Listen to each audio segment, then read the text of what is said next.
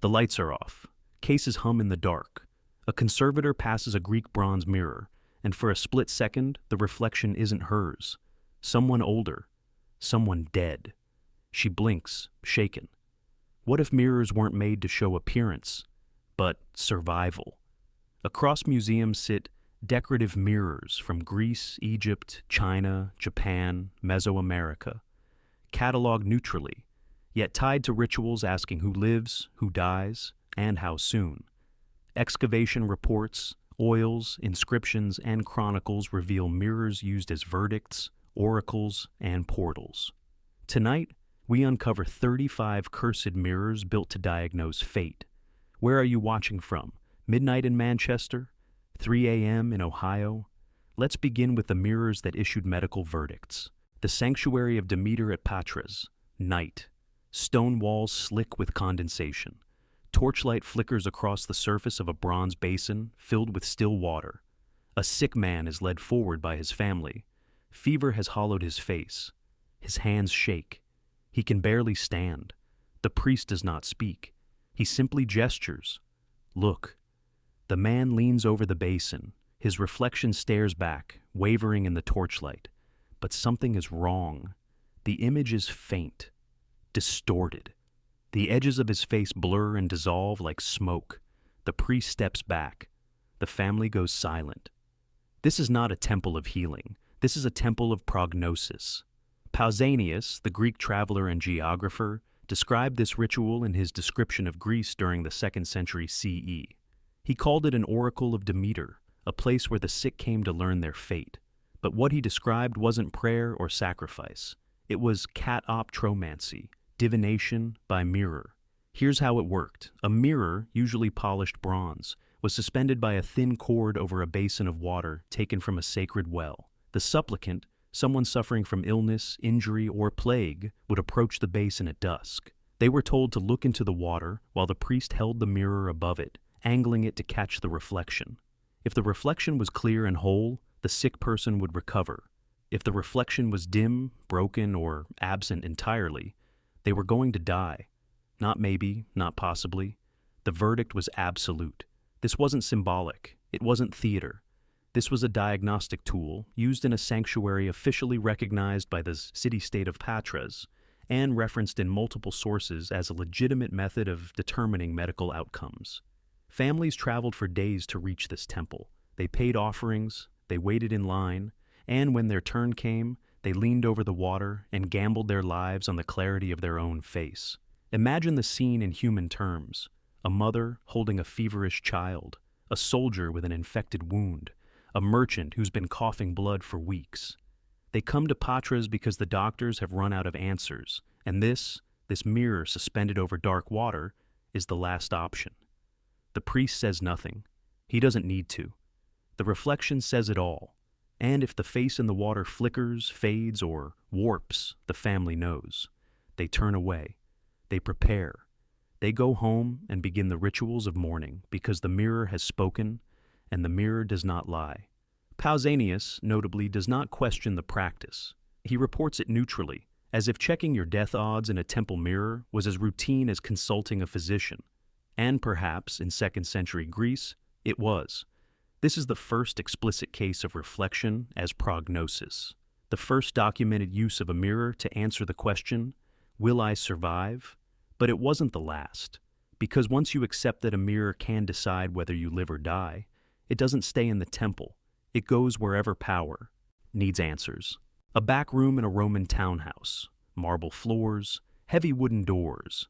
Outside, the forum hums with voices, arguments, commerce. Inside, silence. On the table, a polished bronze mirror, circular, about the size of a dinner plate. Around it, 3 men in togas. One is a senator, another a general. The third is a specularius, a mirror diviner. They are not here to discuss war strategy or Senate votes. They are here to ask a simpler, more dangerous question. If I support this campaign, will I die because of it? The specularius does not look like a priest. He looks like a bureaucrat. He wears no ceremonial robes, carries no incense. He simply lifts the mirror, angles it toward the lamplight, and instructs the senator to look into it while thinking of the decision at hand. The senator stares, the surface flickers. A shadow crosses his reflection, or doesn't. The specularius makes a note. The decision is logged. The meeting ends. No one speaks of it outside this room. But 2 weeks later, the senator votes against the war. He survives the political purge that follows. His colleague, who consulted no mirror, does not. This is Rome, and Rome didn't just tolerate divination, it institutionalized it. The Romans are famous for their augurs, haruspices, and elaborate state-sanctioned divination systems. Bird flights, animal entrails, thunder omens. But less discussed, and far more quietly practiced, was kateoptromancy, divination by mirror, conducted by a specialized class of practitioners called specularii. These were not fortune-tellers working out of back-alley tents. They were consulted by generals, senators, and administrators who needed to make high-stakes decisions and wanted a second opinion from something more reliable than human judgment: the mirrors. References to specularii appear in Roman magical texts, including fragments of the Greek magical papyri that circulated throughout the empire, and in later commentaries by Pliny the Elder, who mentioned mirror divination in passing as if it were common knowledge. The practice was never celebrated publicly. Rome preferred its divination to look more dignified. But it was widespread enough that by the late Republic, wealthy Romans kept personal specularii on retainer, the way modern executives hire consultants. The process was simple. The diviner would present a polished surface, bronze, silver, or still water, and instruct the client to gaze into it while holding a specific question in mind. The clarity, color, or movement of the reflection was interpreted as an answer. A bright, steady image meant success, safety, survival. A darkened or shifting reflection meant danger, failure, death. And here's the thing. It worked. Not because the mirrors were magic, but because the people using them believed they were.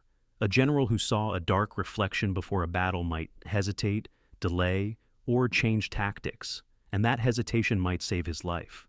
A senator who saw brightness might act with confidence, and confidence in Roman politics was half the battle. The specularii weren't predicting the future, they were shaping it. And Rome, always pragmatic, understood the value of that. But fate didn't stop at boardrooms and battlefields. It followed people into the afterlife. And when it came to navigating the underworld, one civilization turned mirrors into mandatory survival gear. A Valley of the Kings, a narrow tomb, freshly sealed.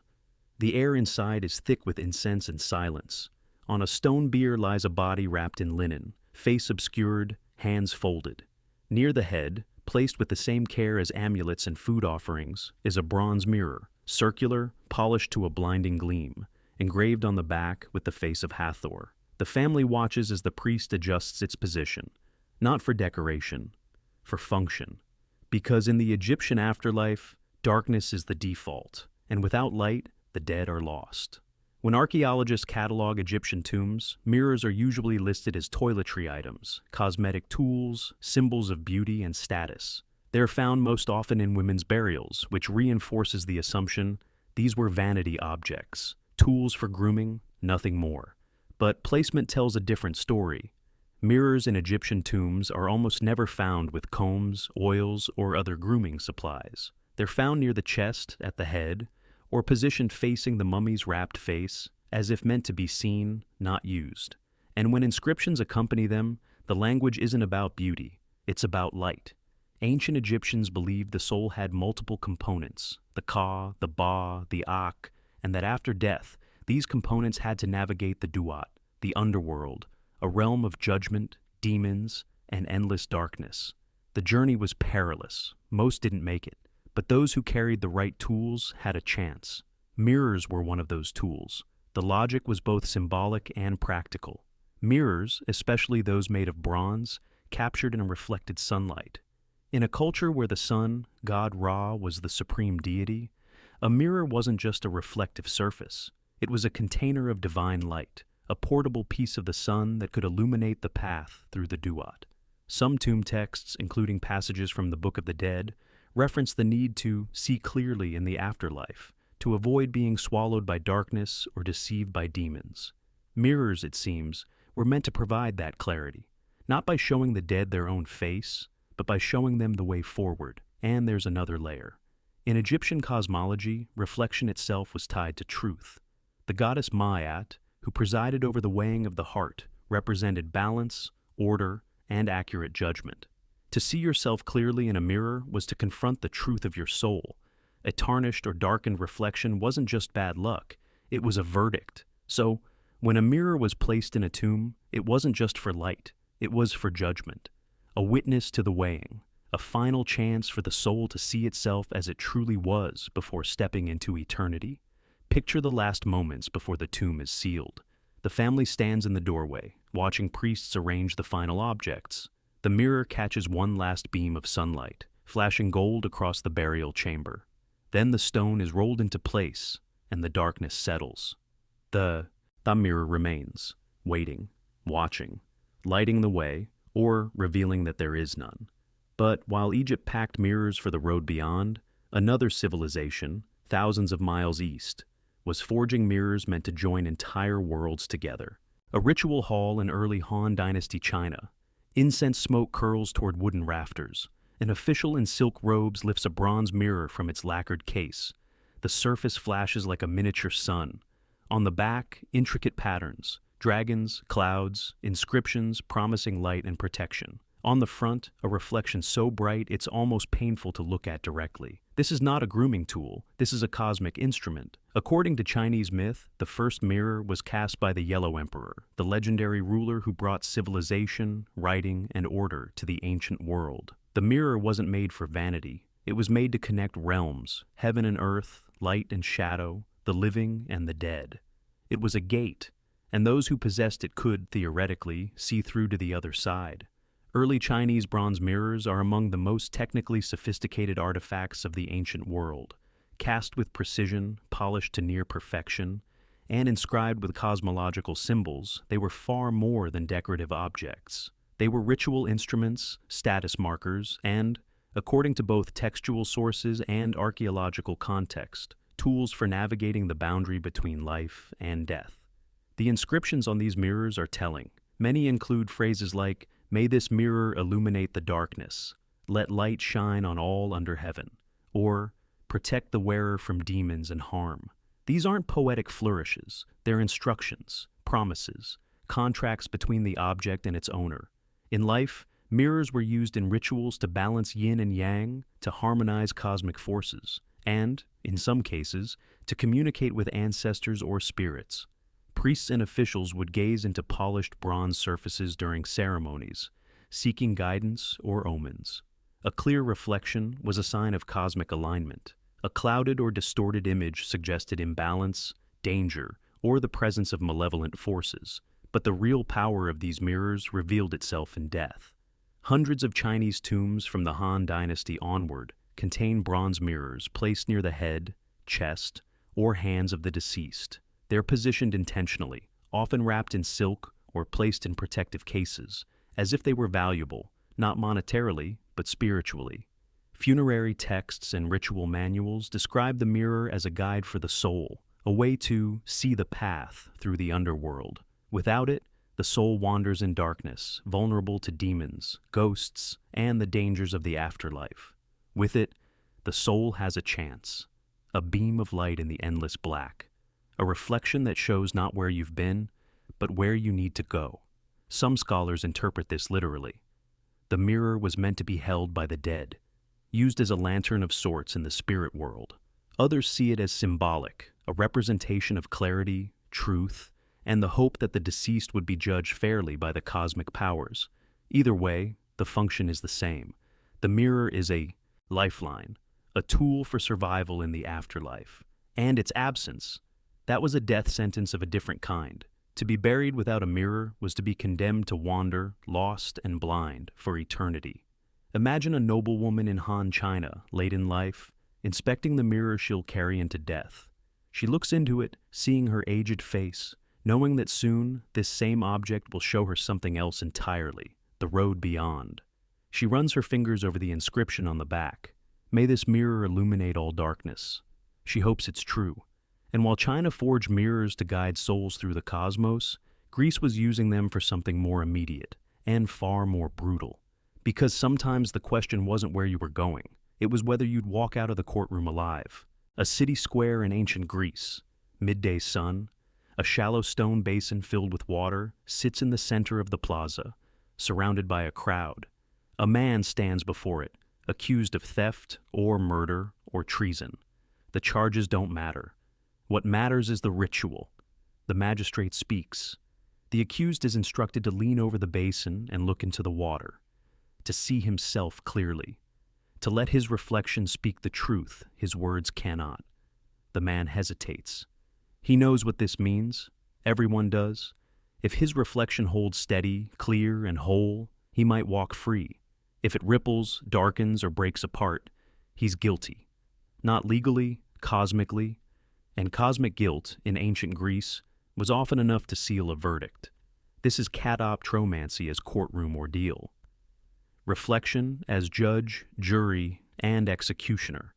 The use of water mirrors in Greek legal proceedings is less well documented than temple oracles, but references appear in multiple sources, including fragments of the Greek magical papyri and later commentaries on ritual law. The practice seems to have been used in cases where evidence was ambiguous or where public opinion was divided, situations where a decisive, unchallengeable answer was needed. The logic was simple. Truth reveals itself in reflection. A clear image meant a clear conscience. A distorted image meant guilt, corruption, or the presence of polluting forces, what the Greeks called miasma, spiritual contamination, that clung to those who had committed crimes or broken sacred laws. In practice, the ritual likely functioned as a psychological test. The accused, already under immense pressure, would be told to stare into still water while the entire city watched. Any trembling, any nervous movement, any disruption of the surface would be interpreted as evidence of guilt. The mirror didn't lie. The water didn't lie. If your reflection broke, it was because you were broken. But there's another layer here. Some scholars believe these water mirror ordeals weren't just about guilt or innocence. They were about survival. In a culture where exile, execution, and public shaming were common punishments, being declared guilty by a mirror meant more than legal consequences. It meant your life was forfeit, either literally or socially. So, when a defendant leaned over that basin, they weren't just looking at their face. They were looking at their future. And the crowd watching, they weren't just spectators. They were witnesses to a verdict delivered not by human hands, but by the will of the gods reflected in water. Picture it, the accused, pale and sweating, leaning forward. The crowd goes silent. The water is perfectly still. For a moment, the reflection is clear, his face sharp and whole. Then a breeze stirs. The surface ripples. The image fractures. The magistrate nods. The crowd murmurs. The trial is over. Not because of evidence, not because of testimony, because the mirror said so. And with that, the pattern is set. We've seen mirrors used to diagnose illness at Patras, to guide Roman senators toward survival, to light the path through the Egyptian underworld, to connect the living and dead in Han Dynasty China, and now to render verdicts in Greek courts. 5 cases, 5 cultures, 5 functions, but one undeniable truth. By the time you leave Patras well or stand before a Greek courtroom basin, one thing is clear. Ancient people didn't wait for death to come. They tried to look it in the face first. And the pattern? It was just beginning. A temple chamber in Thebes. Late evening. A priest pours thick dark oil into a shallow copper bowl until the surface becomes a perfect black mirror. A woman kneels before it. Her child is sick. Fever. Convulsions. No remedy has worked. The physicians have withdrawn. The midwives have whispered their doubts. So, she has come here to ask the oil. The priest does not speak. He gestures toward the bowl. The woman leans forward, staring into the black surface. Her reflection is faint, ghostly. But in the darkness, something else appears. A flicker of light, a shadow, a shape that might be a face or might be nothing at all. The priest watches her reaction. Then he speaks. The spirit has seen the child. It has made its choice. She does not ask what the choice was, she already knows. This is scrying, divination by reflective liquid. and in ancient Egypt, it was used not for fortune-telling, but for diagnosis, specifically to determine whether illness was natural or caused by curses, enemies, or malevolent spirits. And once the cause was identified, the prognosis followed: survival or death. Egyptian magical papyri contained dozens of spells and rituals involving reflective surfaces. Some used water, others used oil, which created a darker, more opaque surface, better for seeing things that weren't supposed to be there. The logic was that illness had spiritual roots. If someone was dying, it wasn't just biology, it was interference, a curse, a demon, an enemy working through supernatural means. To diagnose this, priests would prepare a reflective surface and instruct the afflicted person, or their representative, to look into it while the priest recited incantations. The surface was treated as a window, a way to see beyond the physical body into the spiritual plane where the real battle was being fought. If the reflection appeared normal, the illness was mundane. It could be treated with medicine, rest, time. But if the reflection showed distortions, shadows, extra faces, darkness where light should be, that was evidence of spiritual attack. And spiritual attacks, more often than not, were fatal. One particularly chilling spell from the Demotic magical papyrus instructs the practitioner to ask the bowl whether the man has days left. Not how many days, just whether. A binary answer, yes or no, live or die. Imagine the scene from the patient's perspective. You're lying in bed, too weak to move. A priest arrives with a bowl of oil. He doesn't examine you. He doesn't ask questions. He just sets the bowl on the floor, mutters a spell, and peers into the black surface. Then he stands, nods to your family, and leaves. You never see the bowl. You never hear the verdict spoken aloud. But your family's faces tell you everything. Because in ancient Egypt, death wasn't always something you died from. Sometimes it was something you were shown. If Egypt used liquid mirrors to ask how long you had, the Aztecs went further. They built a god out of one. Tenochtitlan, night. The air smells of copal incense and blood. In the temple, an obsidian mirror rests on a stone altar. It is not reflective like bronze or silver. It swallows light. Staring into it is like staring into a hole in the world. A newly crowned Tlatoani, a ruler, approaches. This is part of the coronation ritual. Before he can lead, he must look into the smoking mirror. He must see what Tezcatlipoca, the god of fate and destruction, has in store for him. He leans forward. His breath fogs the surface. For a moment, he sees nothing. Then, movement, shapes, images that aren't reflections, a battlefield, bodies, his own face, older, bloodied, or maybe not his face at all. He pulls back, shaking. The priests do not explain what he saw.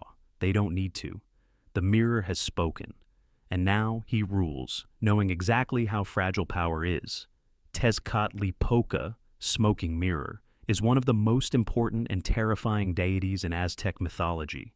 He is the god of destiny, sorcery, night, and conflict.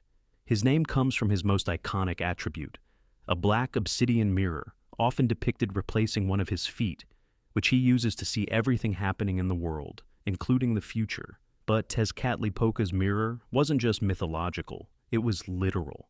Obsidian mirrors have been found in elite Aztec burials, temple contexts, and royal caches. These weren't decorative. They were ritual objects, used by priests and rulers to receive visions, omens, and prophecies, particularly prophecies about war, death, and the downfall of kings. The Florentine Codex, a 16th century ethnographic record compiled by Spanish friar Bernardino de Sahagún, describes rituals in which Aztec priests used obsidian mirrors to see the will of the gods. This wasn't metaphorical. The priests would gaze into the black surface, often after fasting or consuming hallucinogens, and report what they saw: visions of battles, plagues, assassinations, eclipses. For rulers, consulting the smoking mirror was a coronation rite, a way to glimpse their own fate before taking power. If the mirror showed victory and long life, the coronation proceeded with confidence. If it showed blood, death, or darkness, the coronation still proceeded, but everyone knew the ruler was doomed. It was just a matter of time. What makes the Aztec mirrors especially unnerving is how they were understood not as tools for predicting the future, but as windows into a future that was already written. Fate, in Aztec cosmology, wasn't negotiable. You couldn't change what Tezcatlipoca showed you. You could only prepare or despair. And here's where the story gets even stranger. One of these mirrors didn't stay in Mesoamerica. It ended up in Tudor England, in the hands of one of history's most infamous occultists. London, 1580s. A cramped study filled with books, alchemical equipment, and candles that never seemed to burn evenly. At the table, Dr. John Dee, mathematician, astronomer, advisor to Queen Elizabeth I. Beside him, Edward Kelly, a scryer, someone who can see things in reflective surfaces that others cannot. On the table between them, a black obsidian mirror, roughly the size of a hand, polished to an unnatural sheen. Dee calls it his shoe stone. He believes it allows him to communicate with angels. He's been using it for years. Tonight, Kelly will look into it and report what he sees. Kelly leans forward. His eyes go wide. His breath catches. He recoils. "What is it?" Dee asks, leaning in. Kelly won't answer at first. When he finally speaks, his voice is shaking. Bodies, burning, a city collapsing, and faces, thousands of faces, all screaming. Dee writes it down, every word.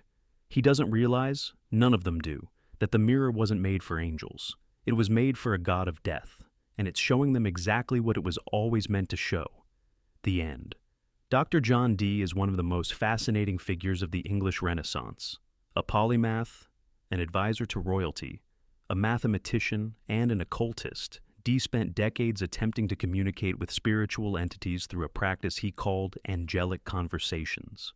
Central to this practice was a black obsidian mirror, now housed in the British Museum. For centuries, the mirror was described simply as a scrying mirror or shoe stone, a tool Dee used to receive divine messages.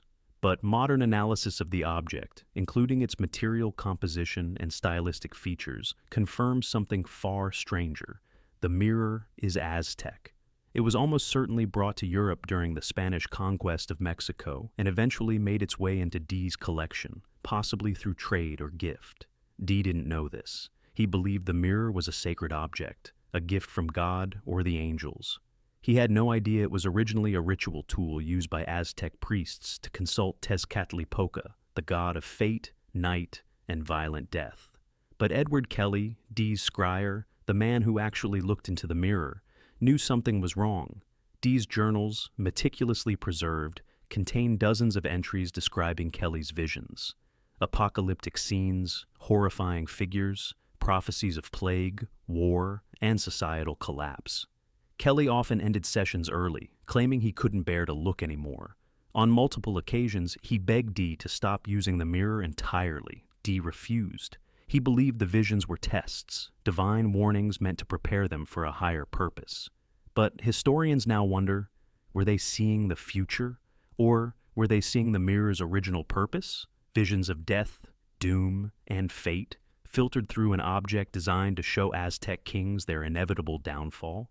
Imagine realizing your angel hotline is actually a colonized death god's old hardware, that the visions you've been transcribing for years weren't divine. They were diagnostic. The mirror was doing exactly what it was built to do, showing you how bad things could get, and it never stopped. Dee died in poverty, disgraced, his life's work dismissed as delusion. Kelly fled, died young, possibly by suicide. And the mirror, it sits in a museum case, labeled neutrally. Its origins footnoted but rarely explained, because even now, nobody quite wants to admit what it is. Not every death mirror is portable, though. Some are built directly into tombs. Tuscany, 4th century BCE. A rock-cut tomb in the hills outside Volsi. The funeral is over. The family has gone. But one object remains, placed carefully near the body of a young woman, barely 20 years old. A bronze mirror, on one side, polished smooth. On the other, engraved with figures. Charon, the Etruscan demon of death, holding his hammer. Vanth, the winged female spirit who guides souls to the underworld. And between them, a doorway. This wasn't a mirror for vanity. It was a map. Etruscan civilization, which flourished in what is now central Italy before the rise of Rome, left behind thousands of bronze mirrors. They are among the most exquisite artifacts of the ancient world, technically advanced, artistically stunning, and almost always found in tombs. For decades, archaeologists cataloged them as women's grave goods, assuming they were cosmetic tools, symbols of beauty and status. But when researchers began studying the engravings on the backs of these mirrors, a very different story emerged. The engravings aren't decorative, they're narrative, and the narratives are almost always about death. Shahrun appears again and again, a blue-skinned, monstrous figure with a hammer who strikes the dead to ensure they stay dead. Vanth, his female counterpart, holds torches and keys, guiding souls through the underworld. Other mirrors show scenes of judgment, rivers of the dead, and doorways between worlds. These aren't portraits, they're instructions, guides, tools for navigating the afterlife, and the positioning of the mirrors and tombs supports this. They're not placed with grooming supplies, combs, oils, jewelry. They're placed near the head, chest, or hands, positioned as if meant to be held or seen by the deceased. Some are found facing inward toward the body, as if the dead were meant to look into them one last time. One particularly haunting example is the bride mirror of Vulci, found in the tomb of a young woman who died shortly before or after her wedding. The mirror was placed polished side down, engraving side up, so that the images of Shahrun and Vanth were visible to anyone who looked into the tomb. But the reflective surface? That was pressed against her chest, facing her wrapped body, as if she alone was meant to see whatever it reflected. Her first marriage, and her last, sealed with a mirror that would show her the way to the dead. The Etruscans, like the Egyptians and Chinese, understood the afterlife as a place that required navigation. You didn't just die and arrive, you had to find your way. And mirrors, with their dual nature, reflecting this world while pointing toward another, were the perfect tool. But not every culture treated mirrors as guides. Some treated them as surveillance. And in Japan, one mirror was so powerful, so sacred, that it could decide whether an entire empire stood or fell. Aizejingu, Japan, the inner shrine. Wooden doors sealed for over 1,000 years. Inside, wrapped in layers of silk and housed in a sacred box, rests the Yata no Kagami, the 8-span mirror, one of the 3 imperial regalia of Japan. It has been there for centuries. Almost no living person has seen it. And according to tradition, no one should. Because this mirror doesn't just reflect, it decides. It is the gaze of Amaterasu, the sun goddess, made physical. And if you are unworthy, if you look upon it without divine permission, the consequences aren't just spiritual, they're political, cosmic, and absolute. According to Shinto mythology, the Yata no Kagami was forged by the gods to lure Amaterasu out of a cave where she had hidden herself, plunging the world into darkness. When she saw her own reflection in the mirror, she was dazzled by her own brilliance and emerged, restoring light to the world. The mirror became a sacred object, a physical manifestation of the sun goddess's presence. But it didn't stay in myth. It became one of the 3 imperial regalia, objects that legitimize the Japanese emperor's divine right to rule. Without them, the emperor is not truly emperor. The sword represents valor. The jewel represents benevolence. The mirror represents truth, wisdom, and the unblinking gaze of heaven. Here's the thing. The mirror is never publicly displayed. It's never photographed. Almost no one, not even most emperors, has seen it directly. It remains sealed in the inner shrine at Ise, guarded by Shinto priests who undergo rituals of purification before even approaching the room where it's housed. When a new emperor is enthroned, the regalia are transported in covered boxes, carried by priests who do not look inside. The emperor may be in the presence of the mirror, but even they do not see it directly. To gaze upon it without proper spiritual preparation, or worse, with impure intentions, is believed to be catastrophic, not cursed in the horror movie sense. Catastrophic in the sense that the divine order itself might fracture. There are whispered accounts, never officially confirmed, of priests or officials who glimpsed the mirror improperly and suffered strokes, sudden illness, or psychological breaks. Whether these stories are true or simply function as deterrence is unclear. What is clear is that the mirror is treated with a level of reverence and fear that goes far beyond symbolism. This is an object that has shaped the political and spiritual identity of Japan for over a millennium. An object so sacred that its very existence is a state secret. An object that, if damaged or lost, would throw the entire imperial system into crisis. You have an object so powerful that for over 1,000 years, almost nobody has been allowed to look at it, and its job is to decide who gets to rule 125 million people. But Japan wasn't alone in treating mirrors as cosmic surveillance. Korea turned them into ancestral witnesses. A palace in the Joseon dynasty. Pre-dawn, the king prepares for a ritual. The room is cold. Servants move silently, arranging incense, banners, ancestral tablets. And on the eastern wall, positioned at eye level, a bronze mirror embossed with dragons and clouds. The mirror doesn't face the king. It faces the altar, as if watching, because that's exactly what it's doing. In Korean royal courts, particularly during the Goryeo and Joseon dynasties, bronze mirrors weren't just decorative. They were ritual instruments, placed in throne rooms, ancestral shrines, and ritual spaces to serve as witnesses, conduits through which ancestors and heaven itself could observe the living ruler. The concept was rooted in Confucian cosmology and shamanic tradition. Heaven didn't just grant authority. It watched to ensure that authority was used correctly, and mirrors, with their reflective surfaces, were understood as portals through which that watching occurred. Court documents and ritual texts describe mirrors being positioned during important ceremonies, coronations, sacrifices, diplomatic meetings, so that they faced the altar or throne.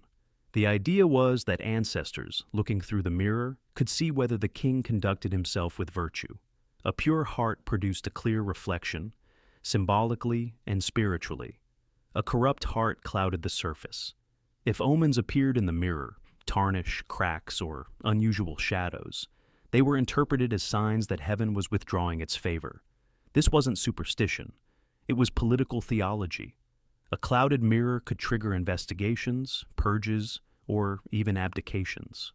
One account from the annals of the Joseon dynasty describes a mirror in the royal shrine suddenly developing dark spots overnight. The court interpreted this as a sign of cosmic disapproval. Within weeks, the king's closest advisor was removed, accused of corruption. Whether the spots were natural tarnish or deliberate sabotage remains unknown. What matters is that the mirror's testimony was taken seriously. Imagine being a crown prince, standing before one of these mirrors before a major ritual. You've been fasting, you've been praying, you've done everything right. But as you glance at the mirror, you notice the reflection looks off. Not wrong exactly, just dim, shadowed. You say nothing. But you know, the ancestors are watching, and they're not pleased. This wasn't just religious paranoia. It was a system of accountability enforced through supernatural surveillance. And in a monarchy where power was absolute, that surveillance was one of the few checks that couldn't be bribed, threatened, or ignored, from royal courts to burials again. Because China's Han Dynasty didn't just use mirrors as tools for the living, they perfected mirrors that promised to light the way after death. A burial chamber in Han Dynasty China, 2nd century CE. Stone walls. Darkness. A nobleman lies in state, dressed in jade burial suits, surrounded by pottery armies, bronze vessels, and one object placed directly over his heart. A circular bronze mirror, inscribed with 4 characters around the rim. Zhao Ming Lu, illuminate the dark road. This isn't decoration, it's survival gear for the afterlife. Han Dynasty mirrors are some of the most technically sophisticated artifacts of the ancient world, cast in bronze, polished to near-perfect reflectivity, and inscribed with cosmological symbols, protective spells, and explicit instructions for use in the afterlife. The inscriptions vary, but the theme is consistent: light, protection, guidance. May this mirror shine upon the underworld. Let demons flee from this light, illuminate all darkness, repel all evil. These aren't poetic metaphors, they're operational instructions. The mirror is a tool, and the deceased is expected to use it. In Chinese cosmology, the afterlife was not a passive realm. It was a journey through darkness, filled with demons, bureaucratic checkpoints. Yes, the Chinese afterlife had paperwork, and the constant danger of getting lost. Without guidance, the soul could wander for eternity, never reaching the ancestors, never finding peace. The mirror provided that guidance. Its reflective surface was believed to capture and hold light, symbolically from the sun, spiritually from the divine, and carry it into the underworld like a lantern. As long as the mirror remained intact and positioned correctly, the dead could see their way forward. Some mirrors even had specific instructions for positioning. Archaeological excavations have found mirrors placed facing upward, as if meant to catch the last rays of daylight before the tomb was sealed. Others were placed facing the body, as if reflecting the soul back to itself, reminding it of its identity in the disorienting darkness of death. One particularly moving example comes from a child's burial in Luoyang. The child, no more than 8 years old, was buried with a mirror inscribed, Yuanzi Ming Dao. May the child see the way clearly. The parents didn't just hope their child would survive the afterlife. They gave them the one tool that might make it possible. But here's the darker implication. If the mirror was damaged, lost, or improperly positioned, the soul was doomed, not punished, not judged, just lost, wandering blind in an eternity of darkness. Imagine being a tomb robber in ancient China. You break into a Han Dynasty burial, gold, jade, bronze, treasures everywhere. But you notice the mirrors, dozens of them, carefully placed, inscribed with warnings. Do you take them, or do you leave them, knowing that removing them might condemn the dead to an eternity of suffering? Some robbers left the mirrors, others didn't. But the tombs that were looted, the ones where mirrors were removed, have a reputation in Chinese folklore. They're considered dark tombs, places where spirits still wander, unable to find their way out. At this point, we've got Greek, Roman, Egyptian, Chinese, Korean, Japanese, Etruscan, Aztec, mirrors all doing the same job, deciding how bad your death is allowed to be. But not every death mirror kept its job in one sanctuary. Some traveled, and some were multiplied. Epirus, northwestern Greece. Cold dawn.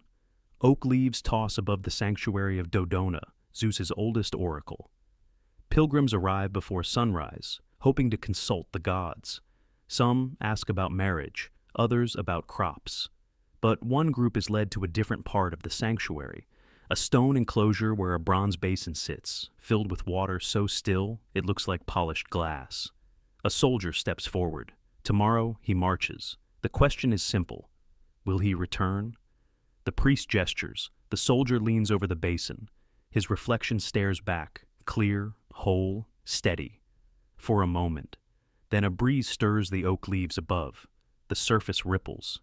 The reflection fractures, dissolves. The priest says nothing. He doesn't need to. The soldier has his answer. Dodona was famous for its oracles delivered through rustling oak leaves, interpreted by priests and priestesses who listened for divine messages in the wind. But lesser known, and far more unsettling, were the Katoptron rites, mirror divination ceremonies conducted using reflective water basins.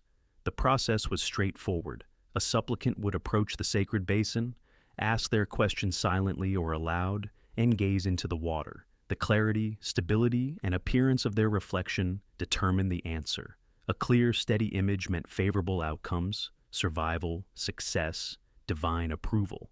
A distorted, rippling, or vanishing reflection meant the opposite. This wasn't just about aesthetics. In Greek thought, distortion represented aletheia disrupted, truth obscured, and if truth was obscured, fate was sealed.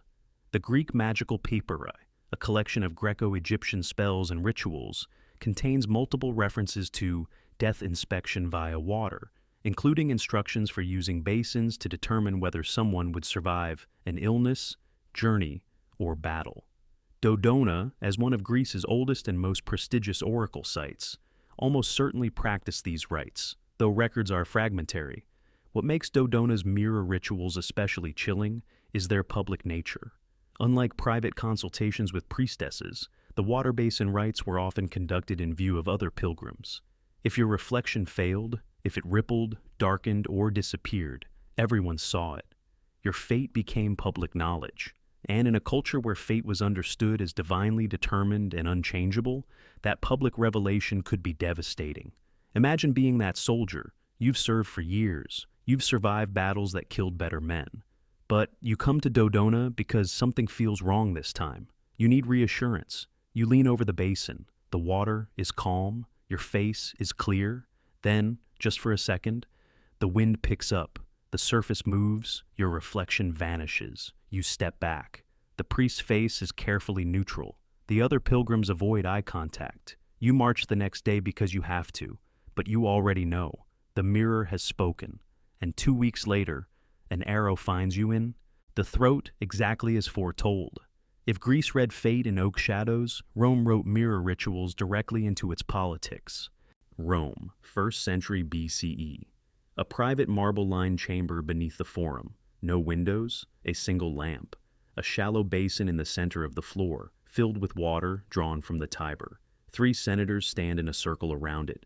They do not speak to each other. They are here for one reason: to ask whether supporting the proposed military campaign will get them killed. One by one, they lean over the basin. One by one, they watch their reflections. One by one, they make silent calculations about power, survival, and what the water is telling them. By the time they leave, the votes are already decided. Roman politics was famously brutal. Senators were assassinated, generals were betrayed, political alliances collapsed overnight. In this environment, even the most rational men sought any edge they could find.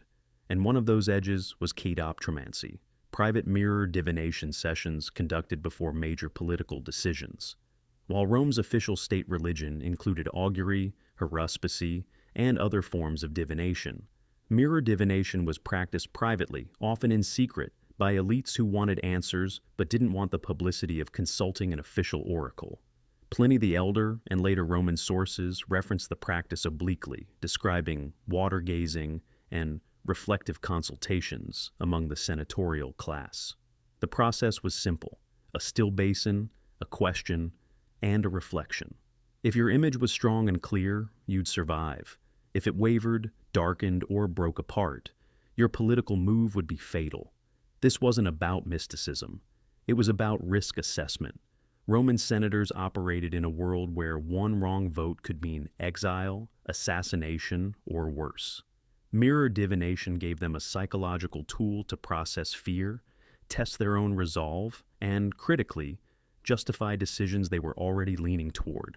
Because here's the thing: if you stare into a basin of water while terrified, you're probably going to tremble. And if you tremble, the water will move. And if the water moves, your reflection will distort. The mirror doesn't lie, but it doesn't need to. It just reflects your fear back at you, and fear in Roman politics was often the most accurate predictor of disaster. One account from a later historian describes a senator who consulted a mirror diviner before voting on a military expedition. His reflection appeared gray and diminished. He voted against the expedition. The expedition failed catastrophically. He survived. His colleagues who voted in favor were later purged. The mirror, it seemed, had saved his life. Or he was already nervous. His nervousness made the reflection look bad. And his decision to vote against the expedition was a rational response to genuine political risk. The mirror just gave him permission to trust his instincts. Either way, it worked, and that's the point. Whether the mirrors had supernatural power or simply psychological utility, they shaped decisions. They influenced votes. They changed the course of empires. Dark humor break. Imagine your foreign policy hinging on whether your reflection glitches. And while Rome's senators were nervous about speeches, Celtic warriors stared into liquid doom before battle. A misty hill fort in Iron Age Britain. Pre-dawn. Frost clings to the wooden palisades. Inside the great hall, a war band gathers around a bronze bowl filled with dark water. A druid stands at the head, chanting in a language that sounds like wind through stones. One by one, the warriors step forward. One by one, they look into the bowl. Some see their faces clearly. Others see shadows. One young fighter, barely old enough to grow a beard, looks into the water and sees nothing. Just darkness where his reflection should be. He steps back. The other warriors avoid his eyes. Everyone knows what it means. He's marked, not by the enemy, by fate. He marches anyway. Because in Celtic culture, refusing to fight after seeing your doom was worse than dying. But 3 days later, in the chaos of battle, a spear finds him, and no one is surprised. Celtic warriors, according to medieval Irish texts and later folklore, used seeing bowls, reflective water basins, as pre-battle divination tools. The practice is most clearly documented in Irish sagas like the Táin Bo Coilnge and Welsh texts like the Mabinogion, which described druids and seers using water to glimpse outcomes of combat. The logic was straightforward. Water connected to the other world. Looking into still water wasn't just seeing your reflection, it was seeing your fate reflected from the spirit realm. If the water showed you clearly, you'd survive. If it clouded, rippled, or went dark, you were doomed. But here's the brutal psychological reality. These weren't private consultations. The entire warband watched. If your reflection failed in front of your brothers, your chieftain, your family, you couldn't back out. Celtic warrior culture was built on honor, courage, and reputation. To refuse battle after a bad omen was to be labeled a coward, exiled, or worse. So men who saw darkness in the bowl marched anyway. They fought anyway. And when they died, as the bowl had predicted, it reinforced the system. The bowl was always right. Not because it was magic, but because believing you were doomed made you reckless, hesitant, or fatalistic. And in battle, those mindsets are fatal. One account from the Annals of Ulster describes a band of warriors consulting a water stone before raiding a rival clan. 7 men looked into the bowl. 3 saw their reflections clearly. 4 did not. The 3 who saw clearly survived the raid. The 4 who saw darkness were killed. The chronicler treats this as proof of the bowl's prophetic power. But modern historians wonder, did the men who saw darkness fight differently? Did they hesitate? Did their belief in their own doom become a self-fulfilling prophecy? We'll never know. What we know is that the practice was widespread, deeply embedded in Celtic ritual life, and terrifyingly effective, not as magic, but as psychological warfare waged on your own warriors. Imagine being that young fighter. You've trained your whole life. You've earned your place in the war band, but you look into the bowl and see nothing. Not a bad reflection, nothing. And you know, everyone knows, that you're marching into a death that's already written. You go anyway, because there's no choice. The bowl has spoken. Act 2, close. By now, we've got temples, palaces, courts, hill forts, and imperial shrines all using mirrors to ask the same question. Do I make it out alive? Greek temples, Roman chambers, Egyptian tombs, Han burial mirrors, Aztec obsidian, Japanese regalia, Korean court surveillance, Celtic war bowls. The pattern is undeniable, global, ancient, and getting darker. Because the next act shows what happens when the answers get more specific and infinitely more disturbing. A frosty dawn in 9th century Scandinavia. A Viking warrior kneels outside his longhouse, polishing his shield with animal fat and grit until the metal surface gleams dully in the early light. He's done this 100 times, but today feels different. He leans close, inspecting the surface, checking for dents or weak points, and for just a moment he catches his own reflection. Pale, almost corpse-colored, eyes shadowed like empty sockets. He blinks. The image clears. But the chill doesn't leave. He knows what he saw, and he knows what it means. Odin has marked him. Today, he dies. Viking shields weren't just defensive tools. They were identity markers, clan symbols, and in some cases, reflective surfaces polished smooth enough to catch a warrior's face.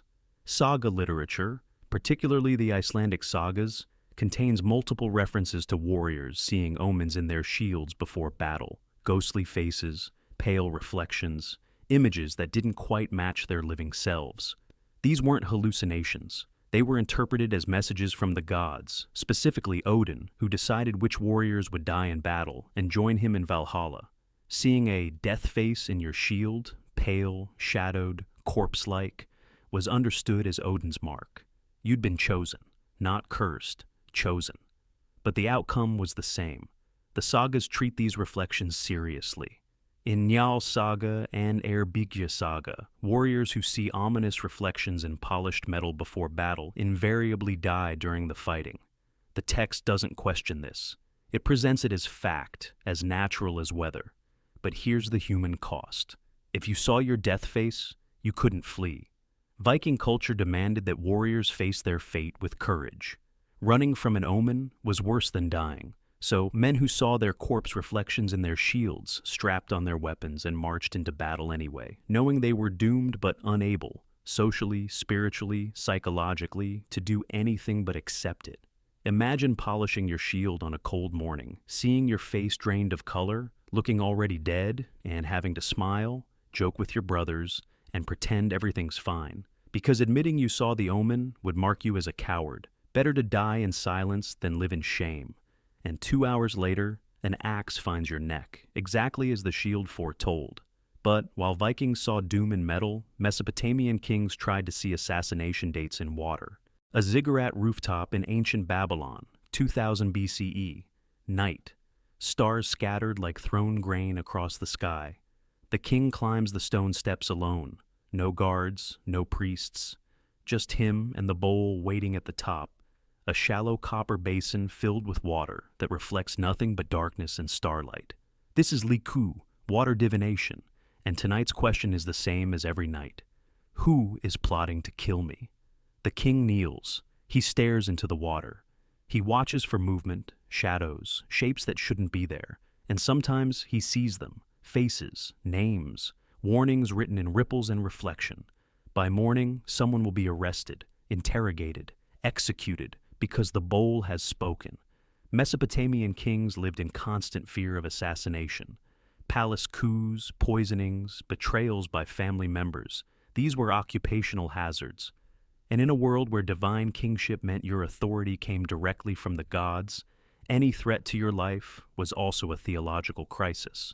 To manage this, Mesopotamian rulers employed Baru priests, diviners specializing in Liku or water scrying. Akkadian tablets describe the process in detail. A bowl of water is prepared under specific astronomical conditions, usually at night under certain stars. The king or a priest gazes into the surface, asking questions about threats, enemies, or plots. The movement of the water, whether from wind, breath, or unseen forces, is interpreted as answers.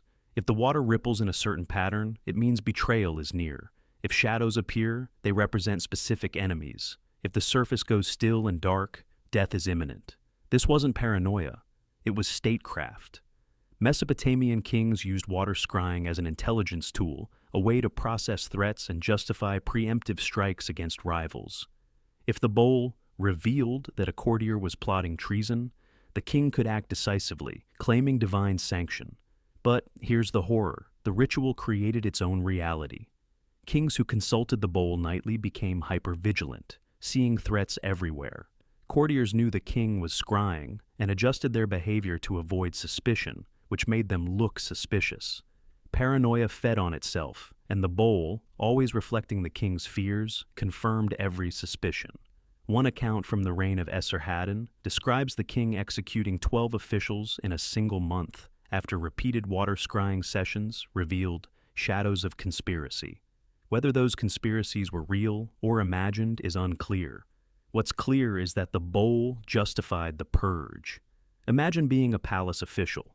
You've served loyally for years. But the king consults the bowl every night, staring into water, looking for your face.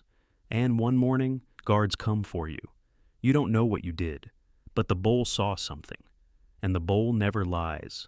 Not all mirrors showed enemies, some showed gods. Especially one goddess who combined beauty and death perfectly. The Temple of Dendera, Upper Egypt. Noon. Sunlight pours through stone columns, setting dust motes dancing in golden shafts. A priestess lifts a mirror, gold-plated bronze, the handle shaped like a papyrus stalk, the surface polished to brilliance. On the reverse side, engraved, "The face of Hathor, goddess of love, music, beauty, and joy, but also goddess of the necropolis, lady of the west, the direction of death. The one who guides souls into the afterlife and judges whether they deserve rest or oblivion. This mirror isn't for vanity, it's for summoning." Hathor mirrors are among the most beautiful objects to survive from ancient Egypt. Museum labels describe them as cosmetic tools, symbols of feminine beauty, ritual accessories for priestesses of Hathor's cult, all of which is true, but incomplete, because Hathor, in Egyptian theology, was never just the goddess of beauty. She was a liminal deity, standing at the threshold between life and death, joy and destruction, the living world and the necropolis. Her temples were often built near burial grounds.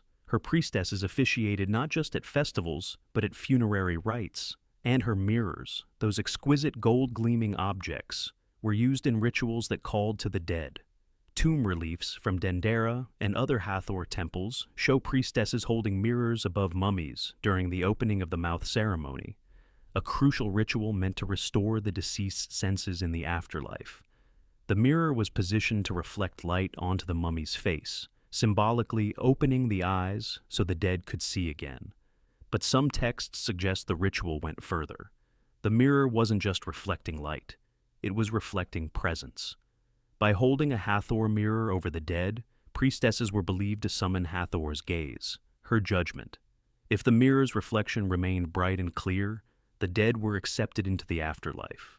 If it darkened, dimmed, or showed shadows, it meant the soul was polluted, condemned, or already lost. Excavations have found Hathor mirrors in tombs, positioned not with cosmetic supplies, but with amulets, protective spells, and funerary texts. Objects meant to ensure safe passage, not beauty. One mirror from the Theban necropolis was found face down over a woman's heart, as if meant to reflect something inward, not outward. The duality is perfect. Hathor was beauty and death, life and judgment. The mirror that showed you at your most beautiful was the same mirror that would show you to the gods of the dead. Imagine a priestess standing over your wrapped body, holding a mirror that bears the face of a goddess who decides whether you've earned peace or punishment. She tilts the bronze, catching the last rays of daylight. She whispers your name, and in the reflection, something moves. Your face, perhaps, or something waiting beyond it. If Egypt combined glamour with the grave, Tibet turned mirrors into demon prisons. A monastery room in the Himalayas, smoke from butter lamps clogs the air. A young monk kneels on the floor, trembling, eyes rolled back, speaking in voices that aren't his. The Lama enters carrying a small silver mirror, no larger than his palm, polished so bright it seems to glow even in the dim light. He does not touch the possessed boy. He simply holds the mirror in front of the boy's face and begins chanting. The boy thrashes. The voices multiply, shrieking, pleading, cursing. The Lama holds steady. The mirror reflects the boy's face, but the Lama sees something else, a presence, a shape, something trying to claw its way out of the reflection. And then, with a final word, the Lama snaps the mirror shut in a silk cloth. The boy collapses, unconscious but breathing. The demon is trapped. In Tibetan Buddhist and Bon traditions, mirrors are not passive objects. They're tools used in exorcisms, protective rituals, and spirit work. The belief is simple but powerful.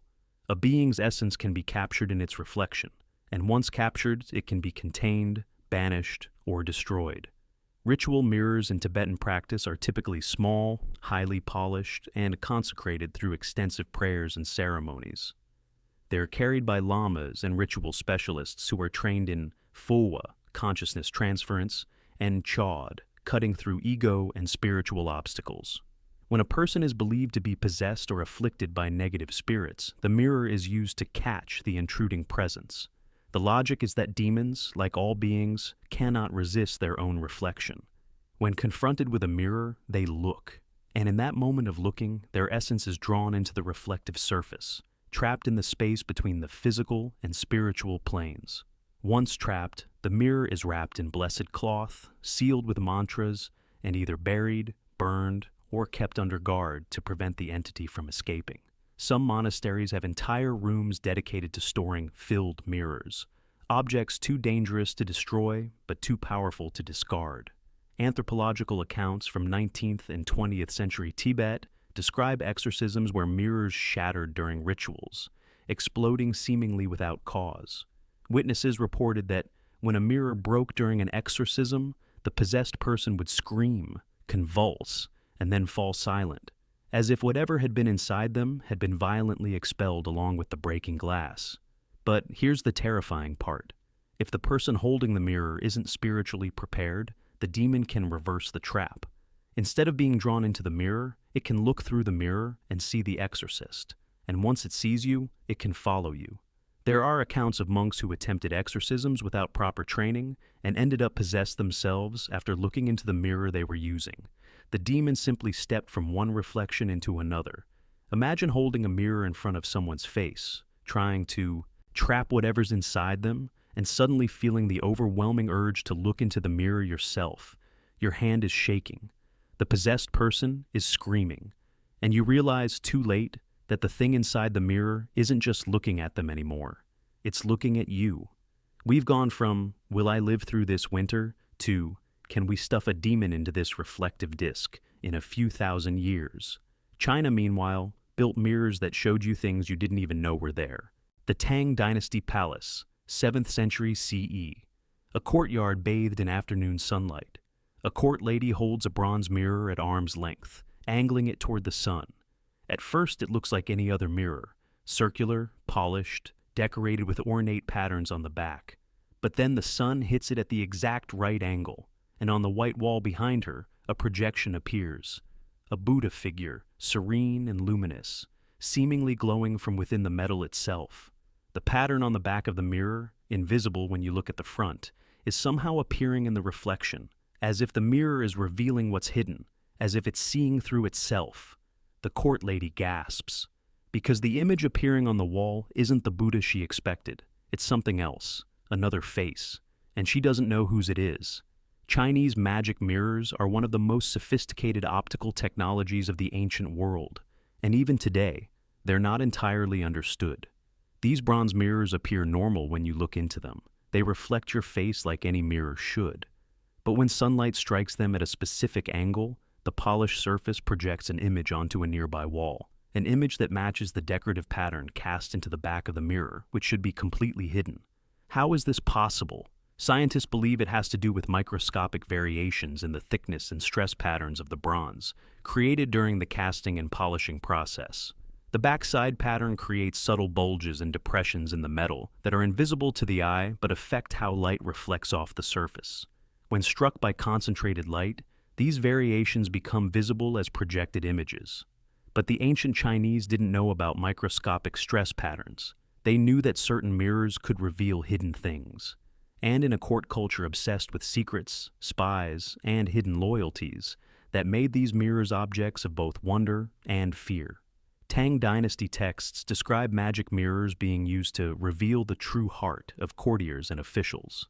The logic was that if a mirror could show what was hidden on its own surface, perhaps it could also reveal what was hidden in a person's soul. An official would be asked to stand before a magic mirror during an audience with the emperor. Sunlight would strike the mirror, and whatever image appeared on the wall behind them, a Buddha, a demon, a dragon, a distorted face, would be interpreted as a reflection of their inner nature.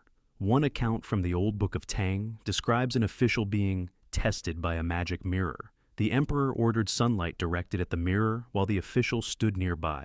The projected image showed not a Buddha, as expected, but a fragmented, shadowy shape. The official was arrested that night, accused of plotting treason. He confessed under interrogation. Whether he was actually guilty or simply terrified by the mirror's revelation is unknown. What now matters is that the mirror was believed. Its testimony carried weight. But here's what makes this truly unsettling. What if the mirrors weren't revealing hidden images? What if they were revealing hidden people? Because in palace intrigue, the most dangerous secrets weren't carved into bronze. They were standing right next to you, smiling, waiting for their moment. When mirrors start revealing what's hidden, it's a small step to mirrors that show you what you'll become if you fail. A tomb excavation in modern China, 1970s. Archaeologists carefully brush soil away from a bronze mirror, Warring States period, roughly 400 BCE. The mirror is intact, but when they turn it over to examine the decorated side, someone drops their brush. Because the face staring back at them from the engraved bronze isn't human, it's monstrous. Eyes bulging, teeth bared, tongue lolling. A demon rendered in exquisite, deliberate detail. Why would someone bury themselves with this? Warring States period mirrors often feature grotesque imagery. Demon faces, snarling beasts, contorted figures that seem to writhe in the metal. For decades, archaeologists cataloged these as decorative motifs, assuming they were aesthetic choices, regional artistic styles, or symbols of power. But the placement and context tell a different story. These demon mirrors are found almost exclusively in tombs, positioned near the head or chest of the deceased, facing inward toward the body. They're not decorative, they're instructional, and they're warnings. The demons engraved on these mirrors are teodi, mythological creatures associated with greed, consumption, and punishment in Chinese cosmology. They appear in funerary contexts as guardians, devourers of evil spirits, and, most disturbingly, as representations of what happens to the wicked after death. The logic seems to be dual purpose. The demon face protects the tomb by frightening away grave robbers and malevolent spirits, but it also serves as a mirror, literally and figuratively, for the deceased. Look into this and see what awaits you if you were corrupt, greedy, or immoral in life. The reflection isn't you as you were, it's you as you'll become. Some scholars interpret these mirrors as apotropaic, purely protective. Others suggest they served a didactic function, a final reminder to the dead that judgment was coming. Either way, they're mirrors designed to show horror, not beauty. There's a famous story, unverified but persistent in Chinese folklore, about a tomb robber in the early 20th century who broke into a warring state's burial and found a demon mirror. Curious, he picked it up and looked into the reflective side in the dim light of his torch. According to the story, he saw his own face, but it was changing. The skin peeling back, the eyes sinking, teeth elongating. He dropped the mirror and fled. He never robbed another tomb, and for the rest of his life, he insisted the mirror had shown him his true face, the one he'd wear in the afterlife for his crimes. Folklore? Probably. But the function of the mirror is clear. It's not meant to comfort. It's meant to terrify, to remind, to warn. Imagine being buried with one of these. Your last companion in death is a bronze mirror engraved with a demon's face, positioned so that if your spirit could look back at itself, it would see not peace, not beauty, but a glimpse of punishment. Greece, never one to miss a good underworld trend, built entire necromancy, centers around reflective surfaces. The Necromantean of Acheron, northwestern Greece, underground, a labyrinth of stone corridors leading deeper and deeper into the earth, away from sunlight, away from life. At the center, a ritual chamber, no windows, no torches, just a single oil lamp and bronze bowls positioned on stone pedestals, their surfaces reflecting dim, flickering light. A woman kneels before one of the bowls. She has fasted for 3 days. She has walked through the maze in darkness. She has paid the priest everything she owns, because she needs to speak to her son, dead for less than a year, and this underground temple of the dead, is the only place where such conversations are possible. The priest chants. The oil lamp flickers. The woman stares into the bronze bowl, its surface rippling slightly with unseen movement. And then she sees him. Or something that looks like him. A face rising from the reflection, mouth moving, saying something she can't quite hear. She reaches toward the bowl. The priest pulls her back. Do not touch the surface. You are not dead. Not yet. The Necromantean of Acheron was a real place, an ancient Greek oracle of the dead, where people came to communicate with deceased relatives, receive prophecies from the underworld, and ask the dead questions the living couldn't answer. Archaeological excavations in the 1950s confirmed its existence, revealing a complex of underground chambers, corridors, and ritual spaces designed to disorient, terrify, and ultimately convince visitors they were communicating with spirits. Central to the rituals were reflective bronze bowls and polished surfaces positioned throughout the underground chambers. Ancient sources, including references in Homer's Odyssey and later descriptions by Pausanias, suggest these mirrors were used to help spirits manifest, to give the dead a surface through which they could appear to the living. The process was elaborate. Pilgrims would arrive and undergo days of preparation, fasting, sleep deprivation, sensory deprivation, and possibly the ingestion of hallucinogenic substances. They'd be led through dark, twisting corridors, designed to confuse and exhaust them. Finally, they'd arrive at the central chamber, where they'd be instructed to gaze into one of the reflective surfaces and call out to the dead. In that state, exhausted, disoriented, desperate, many reported seeing faces, hearing voices, receiving messages. Whether these were genuine spiritual encounters, hallucinations, or carefully orchestrated illusions created by the priests remains debated. But the mirrors were essential. The dead, it seems, couldn't appear without them. But the messages weren't always comforting. Some pilgrims left the necromantian traumatized, reporting that the dead had delivered warnings, curses, or prophecies of their own approaching deaths.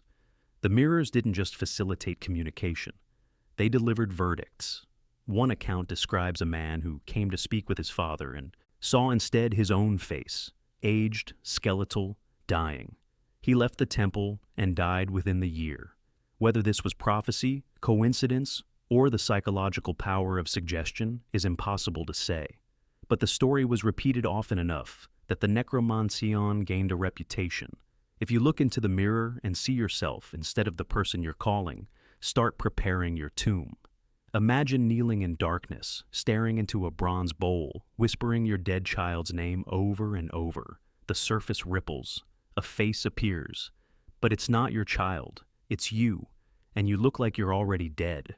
From the dead talking back to the living, Persia turned mirrors inward, making reflection itself a moral sentence. A Sufi lodge in medieval Persia, 13th century. Dim light filters through latticed windows. A novice stands before a polished copper mirror mounted on the wall, hands trembling. The master has instructed him to look into his own reflection and tell him what he sees, not his face, his soul. The novice stares. At first he sees himself clearly, young, nervous, hopeful. But the longer he looks, the more the reflection seems to change. His face looks dull, gray, as if covered in a thin layer of ash or rust. He blinks. The image doesn't clear. The master watches, says nothing. Finally, the novice speaks. "I see rust." The master nods. "Yes, the rust of sin, of doubt, of spiritual neglect. Your heart is a mirror, and it is tarnished. Clean it, or it will consume you." In Sufi mysticism, the heart is often described as a mirror, a polished surface that reflects divine light when pure, but becomes clouded, rusted, and dark when corrupted by sin, attachment, or ego. This wasn't just metaphor. Some Sufi orders, particularly in Persia and Central Asia, use literal mirrors in spiritual practice. The concept comes from a famous hadith, saying attributed to the Prophet Muhammad, "Verily, in the hearts there is a piece of flesh. If it is sound, the whole body is sound, and if it is corrupt, the whole body is corrupt. Verily, it is the heart."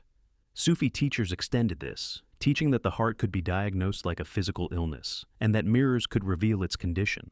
Ritual mirrors in Sufi lodges were used during initiation ceremonies, spiritual examinations, and periods of intense self-reflection. A novice would be instructed to gaze into a polished surface and read their own reflection. A bright, clear image meant spiritual purity. A dim, clouded, or gray reflection meant the heart was rusted, corroded by sin, worldliness, or neglect. This wasn't purely psychological. Some Sufi texts describe physical changes to the mirror itself during these sessions, tarnishing that appeared suddenly, discoloration that couldn't be explained. Whether this was spiritual phenomenon, environmental factors, or the power of suggestion isn't clear. What is clear is that the diagnosis carried weight. A novice whose reflection appeared dim was subjected to increased spiritual discipline, extended fasting, isolation, and intensive prayer until the mirror cleared. And here's where it gets darker. If your reflection never cleared, it was interpreted as evidence of spiritual corruption so deep it might be irreversible. Some novices who failed the mirror test repeatedly were quietly asked to leave the order. Others stayed but were marked as spiritually compromised, suspect, potentially dangerous. One account from a 14th century Persian manuscript describes a novice who looked into the ritual mirror and saw his reflection blackened as if burned. The master interpreted this as evidence of demonic influence or impending death. The novice was isolated, subjected to exorcism rituals, and, according to the text, died within 3 months. The manuscript treats this as proof of the mirror's prophetic power, not as a potential consequence of psychological trauma and isolation. Imagine being told to look into a mirror and diagnose your own soul. You're exhausted from fasting, you're spiritually raw, and when you look, your face, your own face, looks dead, dull, gray, and your master tells you this is a reflection of your inner state, of sins you've committed or will commit, of spiritual failure so deep it shows on your face like rot. You're not looking at a mirror anymore. you're looking at a sentence. And then Europe gave mirrors a starring role in the darkest moment of life, the deathbed. A candlelit cottage in 15th century England. A body lies on the table. An old man, dead since morning. The family gathers to prepare him for burial. But before they begin, the eldest daughter moves through the house with a basket of cloth, draping every reflective surface. The polished copper pots, the silver plates, the small hand mirror her mother inherited. She covers them all, tying the fabric tight, whispering prayers under her breath. Because if anyone sees the corpse reflected in glass or metal, they'll be next to die. It's not superstition, it's survival. Across medieval Europe, a persistent and nearly universal funeral custom emerged, covering or turning mirrors during the period when a corpse was present in the home. The practice has survived in some communities into the modern era. Museums of folklore are filled with accounts. We covered all the mirrors when grandfather died. Mother wouldn't let us look at our reflections until after the burial. The mirror in the hallway was turned to the wall for 3 days. The official explanation, the one given to children and outsiders, was usually vague. The soul might get trapped in the glass, or it shows disrespect to the dead. But deeper traditions reveal a more specific fear. If a living person saw a corpse reflected in a mirror, they would see their own death approaching. This wasn't about the dead. It was about the living. The logic was contagious magic. Death, freshly present in the house, clung to reflective surfaces. Looking into a mirror while a corpse was nearby meant looking through a surface contaminated by death, and whatever you saw, even if it was just your own face, was now marked. The mirror had seen the corpse, and now it would remember, and soon it would show you too in the same state. Ethnographic records from Scotland, Ireland, Germany, and Eastern Europe describe variations of the same taboo.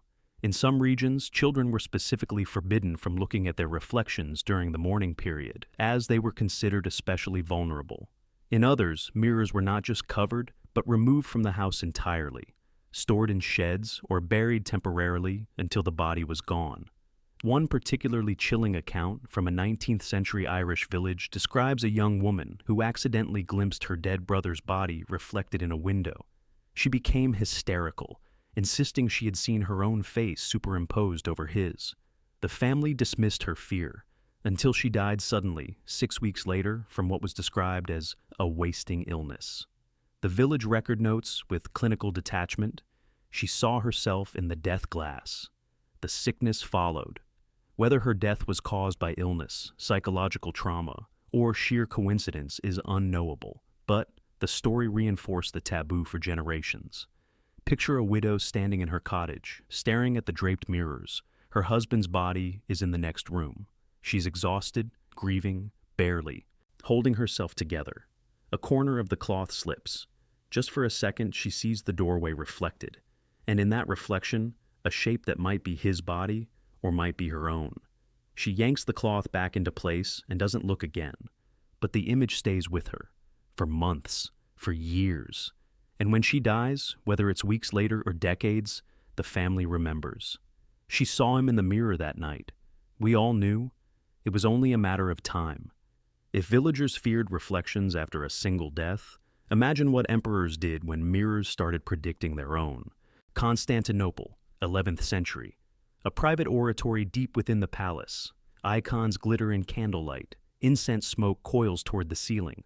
The emperor kneels before a small bronze mirror, brought from a monastery and blessed by 3 bishops before being allowed into the palace. It is not a cosmetic tool, it is a diagnostic instrument. He has been feeling weak. His advisors whisper of poison. His generals murmur of rebellion. His physicians offer conflicting diagnoses. So, he has come here, to the one authority that cannot be bribed or deceived. The mirror. He leans forward, staring into his own reflection. At first, everything seems normal. But then, is his face paler than it was yesterday? Are those shadows under his eyes, or something else? He holds up his hand, comparing the reflection to his actual skin. The difference is subtle, almost invisible, but it's there. He stands, says nothing to the priests watching from the corners, but he knows. The mirror has shown him the truth. He is dying, not today, not tomorrow, but soon. 3 months later, he's dead. Poison, exactly as the mirror suggested. Byzantine emperors lived in a state of permanent paranoia, and with good reason. Coups, assassinations, poisonings, and palace intrusions were so common they had their own vocabulary. Basileopator, father murderer. Porphyrogenitos, born in the purple chamber, signaling legitimacy. Blinding, the preferred method of disqualifying rivals without killing them outright. In this environment, every object, every meal, every servant was a potential threat. To navigate this, Byzantine rulers consulted diviners, astrologers, and, according to chronicles and court records, mirrors. Procopius and later Byzantine historians reference the use of holy mirrors in imperial rituals, particularly during moments of political crisis. These mirrors, usually bronze and consecrated by the church, were believed to reveal divine will or diagnose hidden threats. An emperor experiencing illness might consult a mirror to determine whether they were being poisoned. A ruler facing rebellion might gaze into a reflective surface to see whether the revolt would succeed. The method was simple, prolonged gazing combined with prayer. The emperor would stare at their own reflection while priests chanted. Any perceived change, discoloration, shadows, distortions, was interpreted as an omen. A brightening face meant recovery or victory.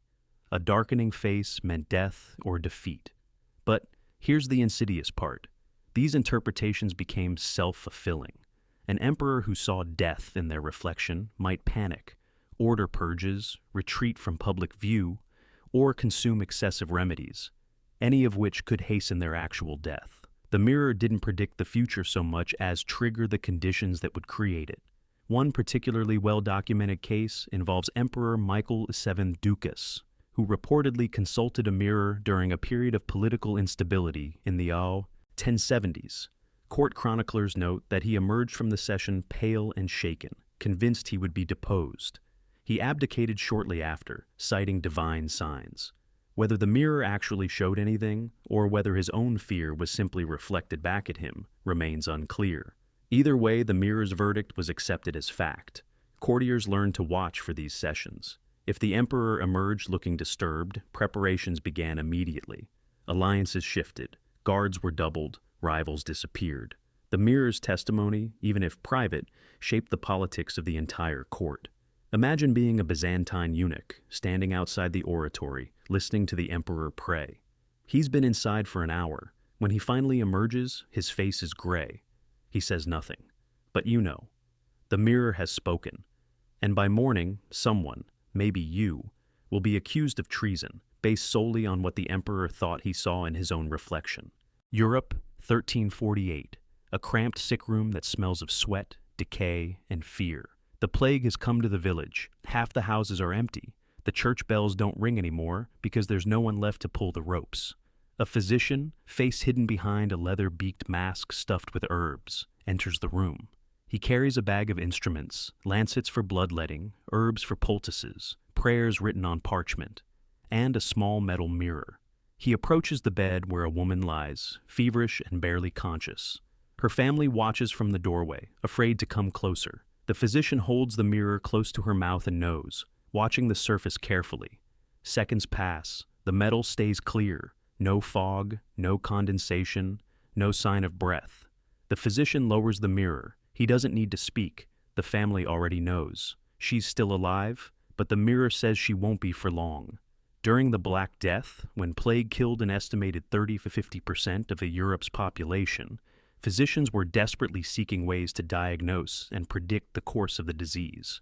With no understanding of bacteria or epidemiology, they relied on medieval medical theory, the balance of humors, the movement of miasma, bad air, and observable physical signs. One diagnostic tool was the breath test, conducted with polished metal, usually a small mirror or a piece of silver. The physician would hold the metal close to the patient's mouth and watch for condensation. Strong, visible fogging meant the patient still had life force, heat, breath. Weak or absent fogging was interpreted as a sign that death was imminent. This wasn't magic, it was crude physiology.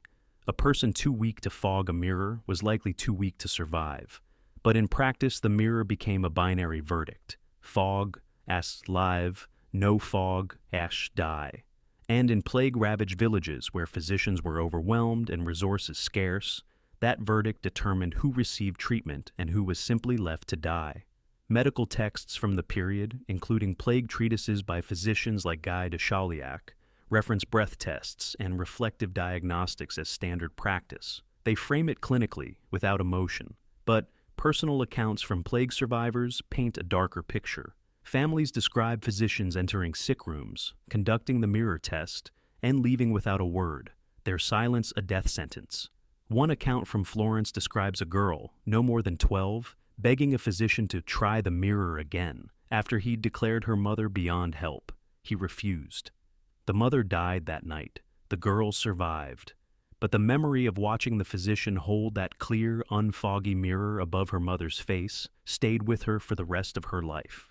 The mirror had decided, and its decision was final.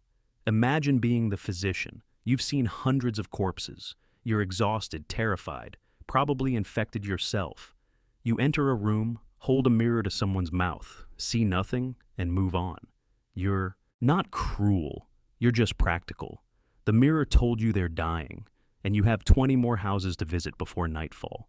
But you never forget the faces of the people who saw you look at that clear mirror and knew exactly what it meant. If disease could be read in breath on metal, some islands believe storms could be summoned the same way, by turning mirrors outward. A small island in Polynesia. Night. The ocean is restless, waves crashing against volcanic rock. Inside a temple, a priest kneels before a polished shell, its surface catching moonlight and reflecting it back toward the sea. He is not praying for calm.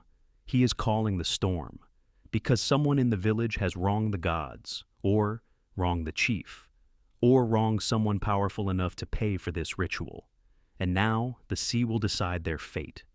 The priest chants, angling the shell so its reflection dances across the water. The light flickers, pulses, seems to call out across the dark ocean. And by morning, a canoe will be caught in a squall that appeared without warning. A fisherman will drown. A navigator will never return.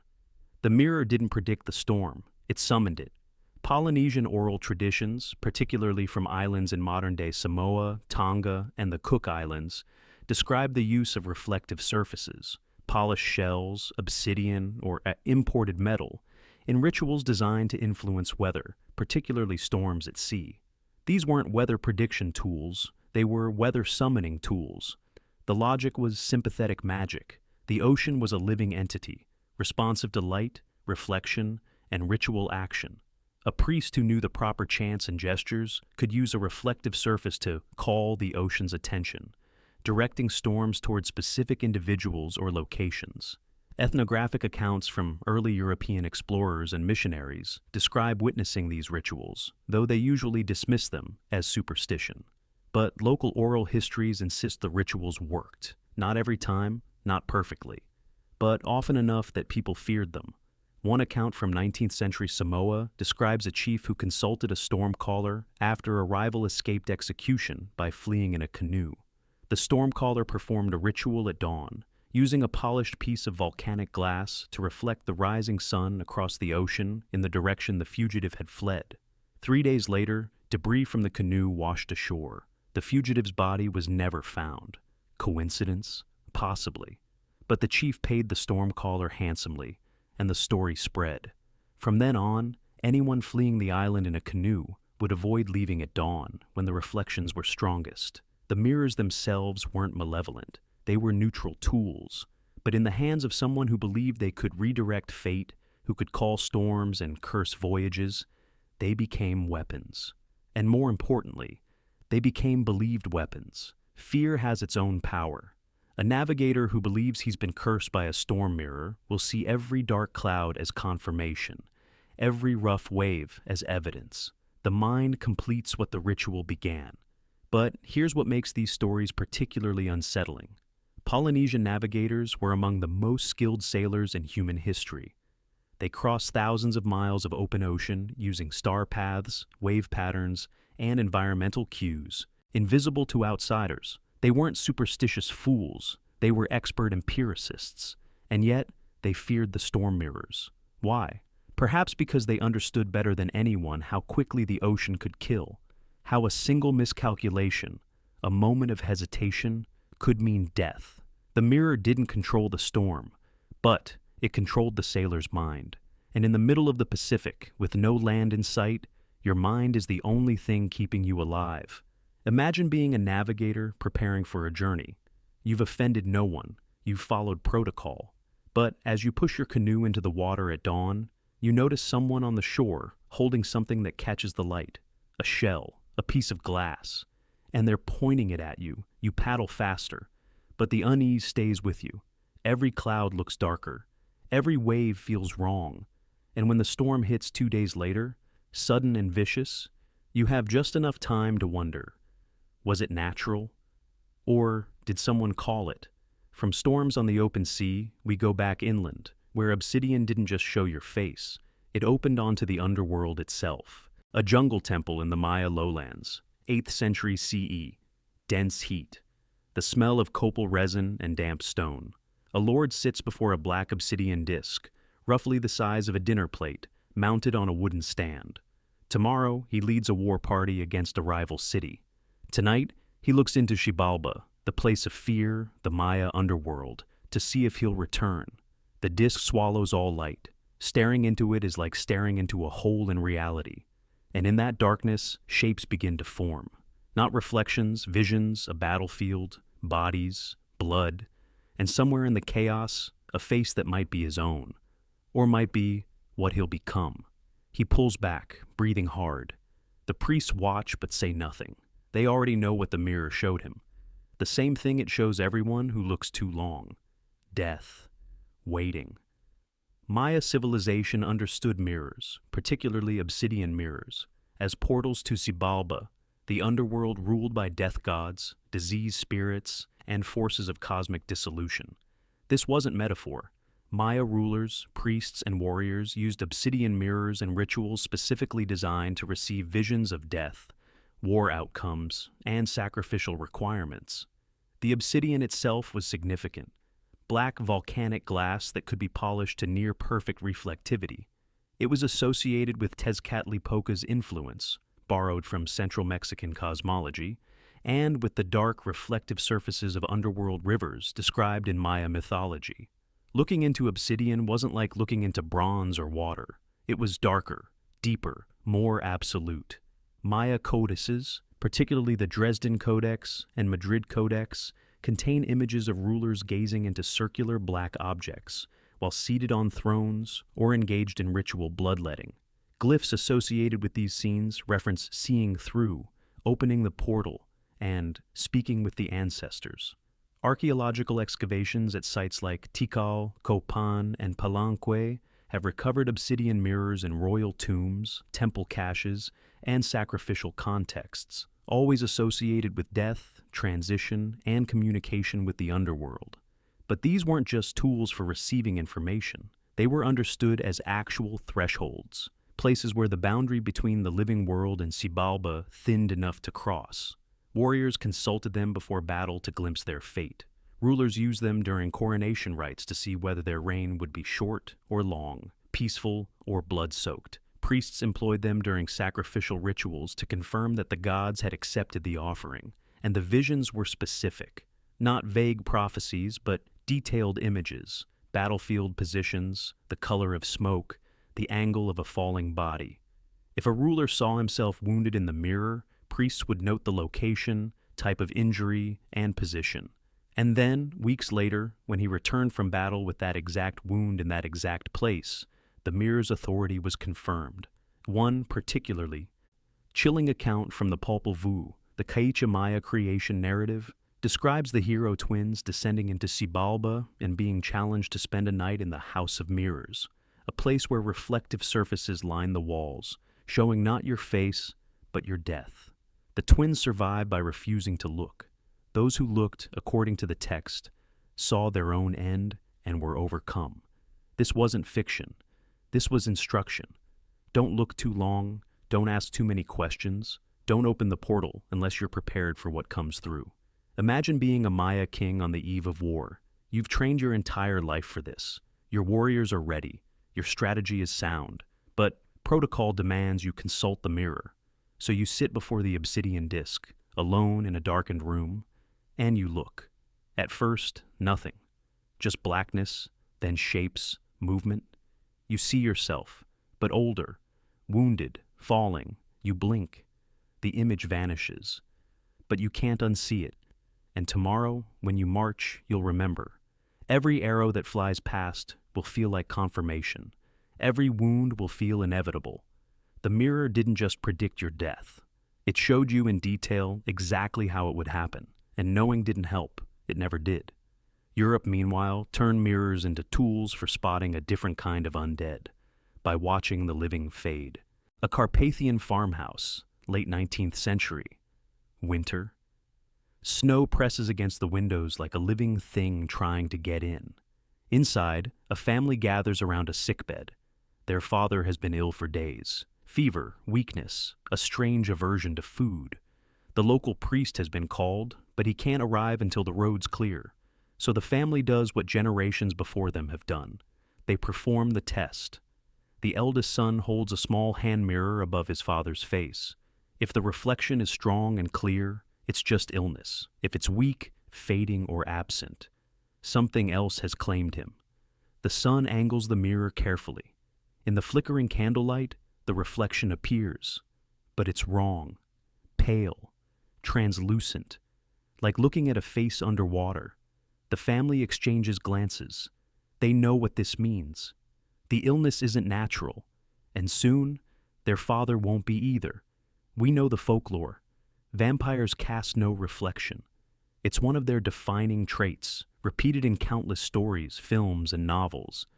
But the origin of this belief wasn't about identifying the already dead. It was about identifying the nearly dead, people in the process of transforming, of being claimed by vampiric forces. In Eastern European folklore, particularly in Romania, Serbia, and the Balkans, mirrors were used as diagnostic tools during mysterious illnesses. The test was simple. Hold a mirror to the sick person's face. A healthy person showed a strong, clear reflection. Someone dying of natural causes showed a reflection that was dimmer but still present. But someone in the grip of vampiric illness, someone being claimed by the undead, showed a reflection that was faint, distorted, or vanishing entirely. This wasn't about Hollywood vampires with capes and fangs. This was about people wasting away from unknown illnesses, tuberculosis, sepsis, parasitic infections, that medieval communities had no framework to understand except through supernatural explanations. And in that context, the mirror test made brutal practical sense. It gave families a way to identify the dying and, crucially, to justify extreme measures. If the mirror showed you were being claimed by vampires, the family had a decision to make. Some called for exorcisms. Others performed protective rituals, garlic, crucifixes, burial precautions.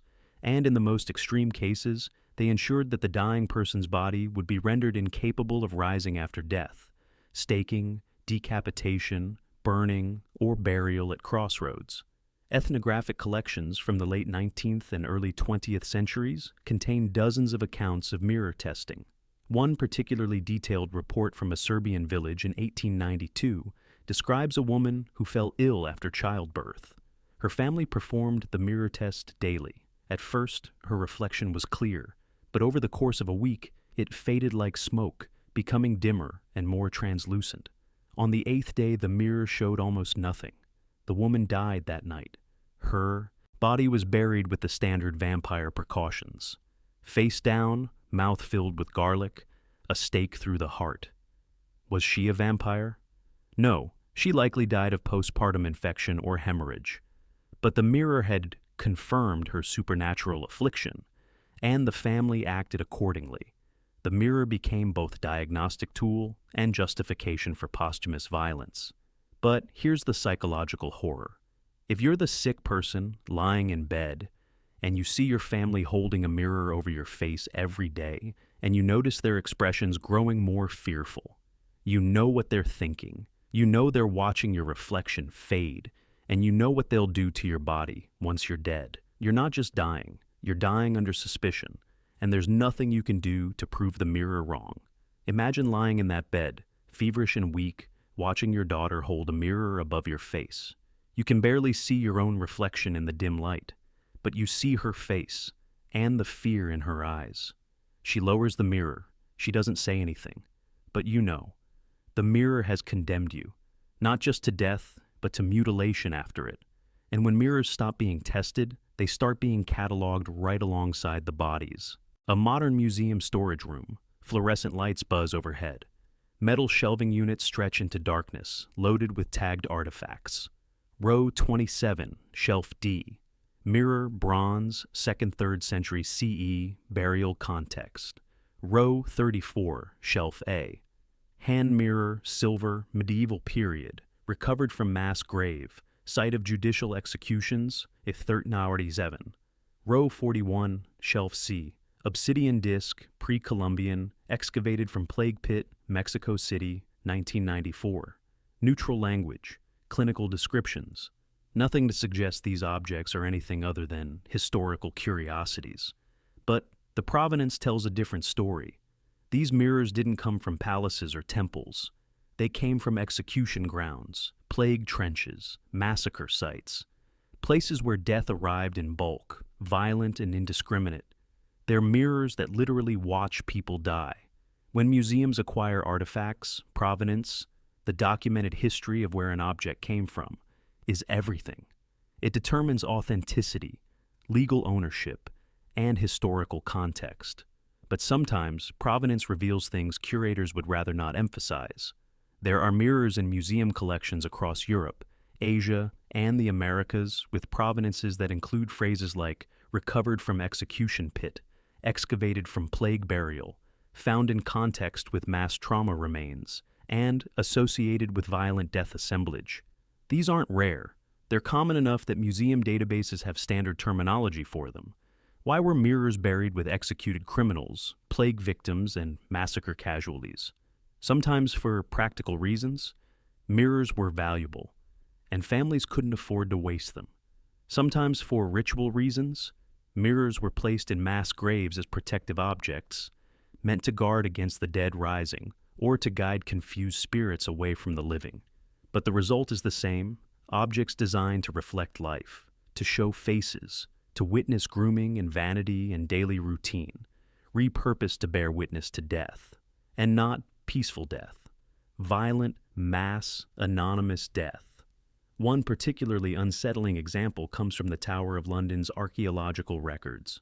During excavations near the site of the old scaffold, where hundreds were beheaded over centuries, archaeologists recovered several small mirrors, Tudor and Stuart period, buried in the soil around the execution block. They weren't grave goods. They were just there, lost, dropped, forgotten. But someone, perhaps a spectator, perhaps a guard, perhaps a family member of the condemned, had held those mirrors at the site of executions, had watched the blade fall while holding something reflective, had seen, in polished metal, both the living and the moment they stopped being so. Another example. In the 1990s, archaeologists excavating a plague pit in London uncovered dozens of personal items buried with the bodies: rings, coins, prayer beads, and mirrors. Small, cheap, mass-produced mirrors, the kind street vendors sold. They'd been thrown into the trench along with the corpses, not as ritual offerings, but as contaminated objects no one wanted to touch. But mirrors don't decay like wood or cloth. They survive. And centuries later, they sit in museum storage, cataloged and tagged, carrying with them the residue, literal and metaphorical, of the deaths they witnessed. Museum staff notice. Conservators who work with these objects, cleaning them, photographing them, cataloging them, report an uncomfortable feeling when handling mirrors from death contexts. It's never described as supernatural. It's more subtle, a reluctance to look into the reflective surface, a preference to work with the object face down, an unspoken agreement among staff that certain mirrors are handled quickly and stored separately. One conservator, in an off-the-record interview, described working late one night with a mirror recovered from a 17th century execution site in Germany. She was alone in the lab, photographing the object under bright lights. At one point, she glanced at the reflective surface and, for just a moment, saw movement. Not her own reflection, but something else. Something in the background of the image. She looked up. The room was empty. She looked back at the mirror. Her reflection was normal. She finished the work, filed the photos, and requested a different assignment the next day. Paranormal? No. Psychological? Absolutely. Because when you know an object witnessed mass death, when you've read the excavation reports, seen the associated remains, studied the context, your mind fills in the gaps. The mirror becomes more than metal. It becomes a witness. And witnesses remember. Imagine being assigned to clean and catalog a mirror recovered from a plague pit. You read the report. Found among 67 burials, evidence of rapid interment, bodies show signs of bubonic plague, 1348.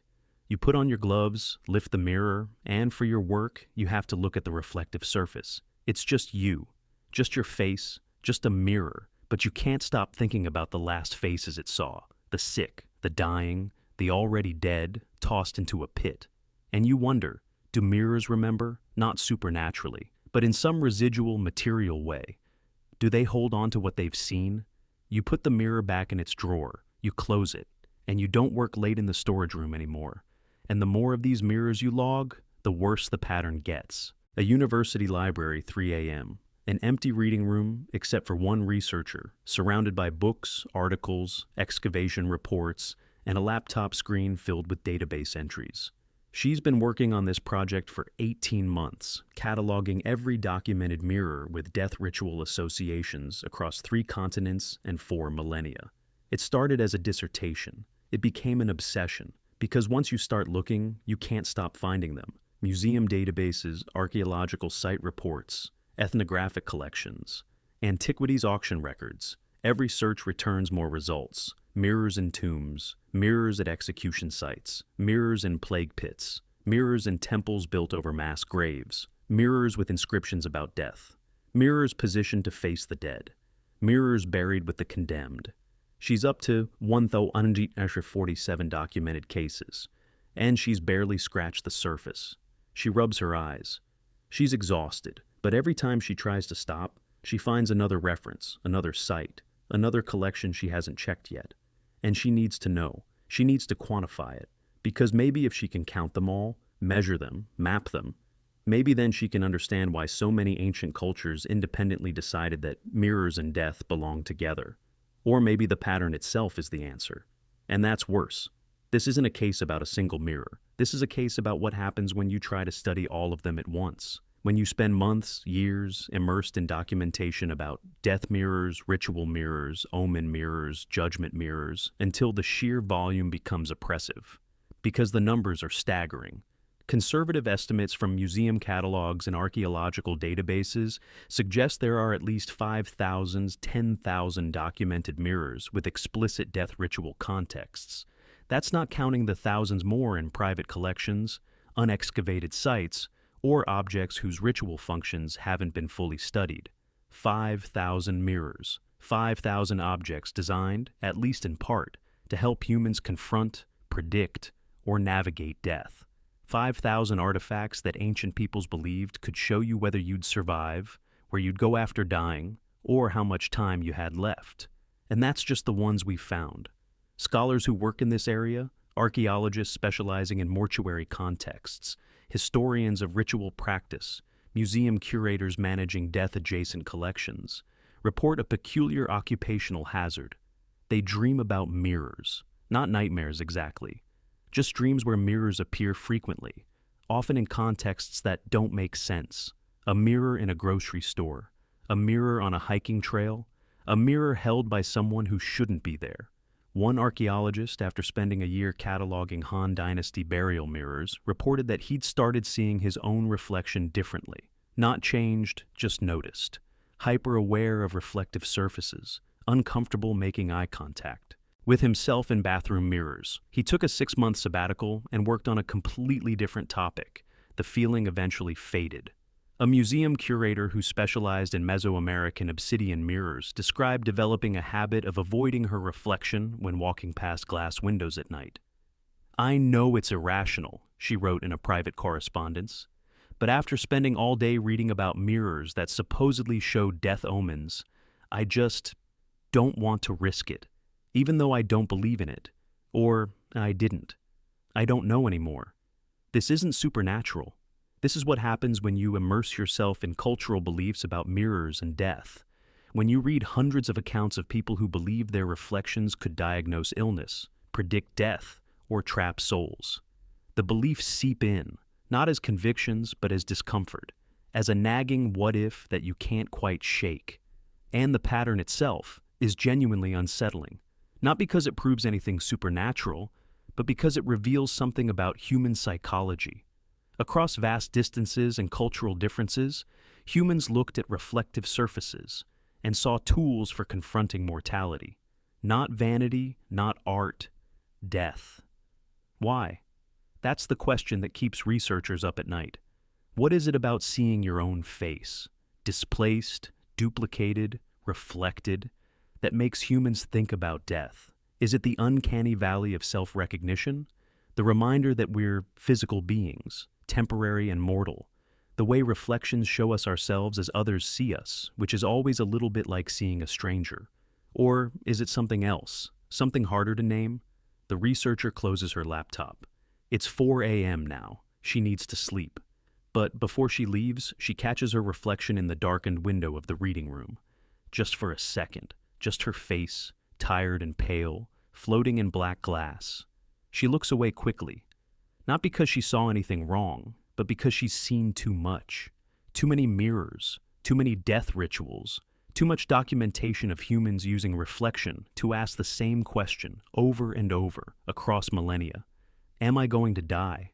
And the mirrors, always, everywhere, in every culture, answered, yes, eventually. But I can show you a preview. She walks out. But the database stays open on her laptop, still logged into museum catalogs across 3 continents. And the count sits there, blinking. 1,047 documented death mirrors. And counting. A Theban tomb, 18th dynasty Egypt. The burial chamber is dark except for oil lamps flickering in niches carved into stone walls. The mummy lies on a bier, wrapped in linen, face covered by a gilded mask. The organs have been removed, preserved, stored in canopic jars. The rituals have been performed, the prayers have been spoken. Now, the final test. A priest lifts a bronze mirror, polished, sacred, consecrated through 7 days of ritual. He positions it carefully over the mummy's chest, directly where the heart would be if it hadn't been removed and weighed, judged, measured against the feather of Ma'at. The mirror rests there, face down, reflecting nothing, or reflecting everything that matters, because this mirror isn't for the living, it's for the dead. And its job is simple: show the heart as it is. In Egyptian funerary belief, the moment of judgment, the psychostasia, or weighing of the heart, determined everything. Your heart was placed on a scale opposite the feather of Ma'at, representing truth, order, and justice. If your heart was lighter than the feather, if you'd lived a just life, you proceeded to the field of reeds, a paradise of eternal peace. If your heart was heavier, weighed down by sin, cruelty, and lies, it was devoured by Amit, the soul eater, and you ceased to exist, not punished, erased. But how did you know which way the scale would tip? How could you prepare for judgment when you didn't know the state of your own soul? The mirror. Mirrors in Egyptian tombs associated with the psychostasia weren't decorative. They were witnesses. In life, a mirror showed your physical face. In death, positioned over the heart during burial rites, it was believed to reveal your spiritual state, the weight and condition of your heart, the truth of your soul.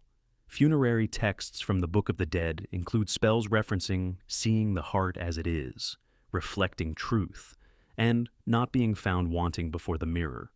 These weren't metaphors. Priests would sometimes hold mirrors during the opening of the mouth ceremony, angling them toward the mummy's chest while reciting spells about judgment and balance. If the mirror remained bright and clear during the ritual, it was interpreted as a sign that the deceased would pass the weighing. If it tarnished, darkened, or developed imperfections during the ceremony, it suggested the heart was heavy. And for wealthy families who could afford it, that meant additional rituals, more offerings, more prayers, anything to tip the scale. But here's the cruel logic. Once you're dead, you can't change the verdict. The mirror doesn't offer a chance for redemption. It just shows you what's already written. If your heart is too heavy, the mirror reveals it. and there's nothing you or your family can do except hope the spells, amulets, and offerings will be enough to distract Amit long enough for you to slip past. One particularly moving example comes from the tomb of a minor official in Luxor. The excavation report notes that a bronze mirror was found positioned over the mummy's chest, wrapped separately in linen and inscribed with a personal prayer.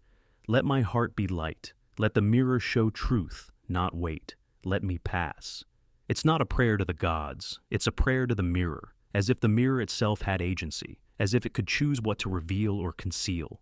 The official died young, no evidence of trauma or violence, just sudden death, illness, perhaps, or accident. And in his last thoughts, or in his family's last hopes, was this: let the mirror be kind. Let it show him worthy. Let him pass. Whether he did, we'll never know. But the mirror was there, pressed against his chest for 3,000 years, holding its verdict in silence. Imagine being the priest performing this ritual. You've known this family for years. The deceased was a good man, kind, generous, honest, but you also know the judgment is absolute.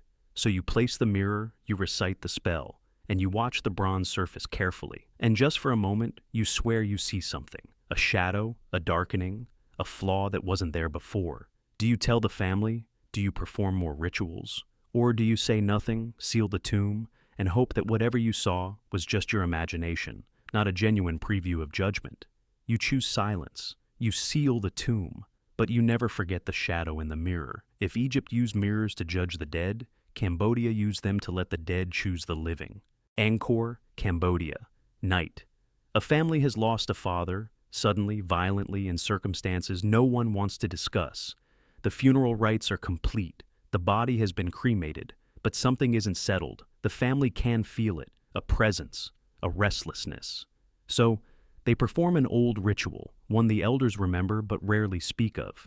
They place a polished copper mirror on the family shrine and leave it there overnight, from dusk until dawn. No one is allowed to look at it. No one is allowed to touch it, because if a face appears in the mirror, a face that doesn't belong to anyone living in the house, it means the dead man has chosen someone, claimed them, and that person will die soon, joining him in the afterlife. By morning, the mirror is covered. No one admits to looking. But 3 weeks later, the eldest son falls ill. He dies within a month, and the family whispers, "The mirror knew." The father was lonely. He called his son to follow. Khmer spiritual traditions, particularly in Cambodia and parts of Thailand and Laos, include practices involving spirit claim mirrors, khmuch rituals, where mirrors are left exposed after a death to allow the deceased spirit to communicate, manifest, or claim living relatives. The ritual is based on the belief that spirits of the recently dead are disoriented, confused, and sometimes reluctant to leave the living world. They linger near familiar places, near family, searching for connection or comfort. Mirrors, as liminal objects that exist between reflection and reality, become tools through which spirits can reach back. The family places a mirror on the household shrine or altar and leaves it uncovered overnight. In the morning, they examine the surface without touching it. If the mirror shows only normal reflections, furniture, walls, expected objects, the spirit has moved on peacefully. But if the mirror shows a face, a figure, or an image that shouldn't be there, especially a face that matches a living family member, it's interpreted as the deceased calling that person to join them. This isn't always malevolent. Sometimes it's understood as love, a parent calling a child, a spouse calling their partner, because they can't bear to be separated. But the outcome is the same. The person whose face appears in the mirror will die soon. Not cursed, not murdered, just chosen. And in Khmer belief, you can't refuse a spirit claim. Once the dead have marked you, your time is set. Ethnographic records from early 20th century Cambodia describe multiple instances of families performing this ritual and reporting faces in the mirror. Anthropologists studying these accounts noted that in almost every case, the person whose face appeared did die within weeks or months, though causes varied: illness, accident, sudden decline, coincidence, self-fulfilling prophecy. The psychological stress of believing you've been claimed by the dead? Impossible to say. But the pattern was consistent enough that the ritual remained widespread, feared, and carefully regulated. Some families refused to perform it at all, preferring not to know if the dead wanted company. One particularly detailed account from a French colonial administrator in 1920s Cambodia describes a village where a beloved elder died.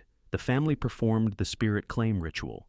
The next morning, the mirror reportedly showed 3 faces: the elder's widow, his youngest daughter, and a grandchild. The administrator dismissed it as superstition and recorded the event as local death anxiety customs. But 6 months later, all 3 had died: the widow of natural causes, the daughter in childbirth, and the child of fever. The administrator made no further note in his records, but locals insisted the mirror had shown truth. The elder wanted his family with him, and the mirror delivered them. The truly horrifying element of this practice isn't the death, it's the knowing. If your face appears in the spirit claim mirror, you walk around for weeks or months knowing you've been marked. Every cough, every headache, every moment of dizziness becomes confirmation. You're not living anymore. You're waiting to die. And there's no escape, no ritual, no counterspell. The mirror has spoken, the dead have called, and you answer, whether you want to or not. Imagine waking up after your father's funeral, walking past the family shrine, and seeing the mirror still uncovered. You weren't supposed to look, but you do. And in the reflection, just for a second, you see 2 faces, yours and your father's, standing just behind you. You spin around, no one's there. You look back at the mirror, just your face now, normal, ordinary, but you know what you saw.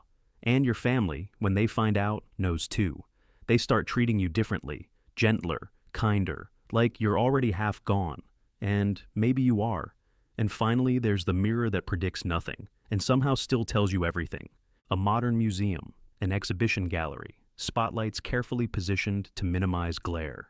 In the center of the room, mounted on a white platform behind glass, sits a row of mirrors: a Greek bronze from Patras, an Egyptian hand mirror from Thebes, a Han Dynasty bronze inscribed with protection spells, an obsidian disc from Mesoamerica, a Khmer copper mirror from Angkor, a Tibetan silver mirror wrapped in blessed cloth, an Etruscan bride mirror engraved with underworld scenes. 7 mirrors, 7 civilizations, 7 functions, all different, all the same. The exhibition placard reads, "Reflective Technologies Across Cultures, a Comparative Study." Neutral language, clinical, no mention of death omens, spirit traps, or soul weighings. Just comparative technology. But step back. Look at them all together. And the pattern is inescapable. These aren't cosmetic tools, they're verdict machines. Instruments designed by cultures separated by oceans and centuries, all asking the same question: will I live? Will I die? What's waiting for me? And none of them give you a date. Not one says, you will die on March 3rd at 2:14 p.m. But all of them tell you how dangerous your future is, how thin the line between survival and erasure, how fragile life is, how close death stands, always, just behind your reflection. This is the meta pattern, the story beneath the stories. Humans have always known death is coming. What we don't know, what we can't know, is when, how, and whether we'll be ready. That uncertainty is unbearable, so we invented tools to manage it. Not to eliminate it, but to give it shape, to make it visible, to force it into reflection so we could see it coming. The Greek Catoptromancy basin at Patras. Will I survive this illness? The Egyptian tomb mirror. Will I survive judgment? The Chinese bronze. Will I survive the underworld? The Aztec obsidian disc. Will I survive this battle? The Mesopotamian scrying bowl. Who is plotting to kill me? The Tibetan demon catcher. Can I trap this evil before it traps me? The Maya obsidian portal. What does Xibalba have waiting for me? None of them give you a date. Not one says Thursday, March 12th at sunset.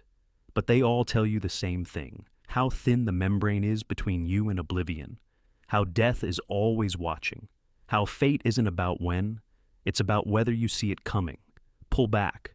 Look at this gallery: Greek bronze, Egyptian gold, Chinese inscriptions, Khmer copper, obsidian from 2 continents, Viking shields, Byzantine holy mirrors, European plague breath tests, Celtic war bowls, all different, all the same. They're not fortune-telling devices, they're confrontation tools, instruments humans built when the uncertainty of death became unbearable, when we needed to see it, to give it shape, to drag it out of the shadows and force it into reflection. Because that's what mirrors do. They don't lie, they don't comfort, they show you exactly what's there. And for thousands of years, what we saw there, what we needed to see there, was mortality made visible. But there's one more mirror, one final case. And this one doesn't belong to any single civilization. It belongs to all of them. A restricted access study room in a national museum. Dim light, a single table. On it, a mirror assembled from fragments of 30 different ancient mirrors, recovered from graves, temples, execution trenches, collapsed shrines, and battle sites scattered across 3 continents. Each shard still holds a different reflective quality, some bright, some black, some warped, some dead matte. When assembled into one surface, the reflection looks like a puzzle of mismatched realities. This is not a normal artifact. This is an impossibility. Museum records listed as a composite reconstruction for comparative research. Neutral, technical, a convenient way to store damaged fragments together. Nothing supernatural, nothing symbolic, just archaeology. But when conservators assembled these fragments for cataloging, something emerged that nobody expected. The reflection doesn't work right. Any reflection in the final composite always appears incomplete. Sometimes the forehead is missing. Sometimes the eyes belong to someone older. Sometimes the mouth lags behind the rest of the face, moving a half-second too late. Not illusion. Optics, but optics with meaning. Because each fragment was originally crafted to answer a different question about fate. Greek cataptromancy fragments from a healing sanctuary. Will I survive this illness? Egyptian bronze shards from a heart-weighing burial. What waits for me after death? Han Dynasty inscribed mirror pieces promising light in the underworld. Can I find my way in darkness? Khmer copper segments tied to spirit claim rituals. Which of the living will the dead call next? Mesoamerican obsidian chips used for omen visions. What does the smoking mirror show my fate? European plague diagnosis metal fragments. Is there breath left in the body? Tibetan ritual mirror pieces meant to trap demons. Can I contain what wants to consume me? These shards were never meant to touch, much less form one surface. But when they were stitched together, the mirror turned into something else entirely. A map of fear, a single artifact containing every death ritual function humans invented across 4 millennia. The mirror no longer tells one verdict. It tells 35 conflicting ones at once. Will I live? Am I cursed? Is my soul pure? Can I trap the demon? Will I survive the plague? Does heaven favor me? Is death already inside the house? All of them, simultaneously, forever. Evidence. All components are documented fragments with record numbers. Each comes from a proven death-associated ritual context. Excavation logs from Greek temple sites, funerary inventories from Egyptian tombs, temple collapse debris from Angkor plague, yard reports from medieval London, ethnographic notes on Tibetan exorcisms, ritual manuals describing Han Dynasty burials, codices showing Aztec coronation, rites museum, conservation letters. The mirror is real. The reflection is real. The meaning is the pattern. Human detail. A conservator once joked that when she leaned in to photograph it, her reflection looked like 3 different women who all died young. She meant it as dark humor, but she later filed an internal note. Recommends storing composite mirror in separate drawer.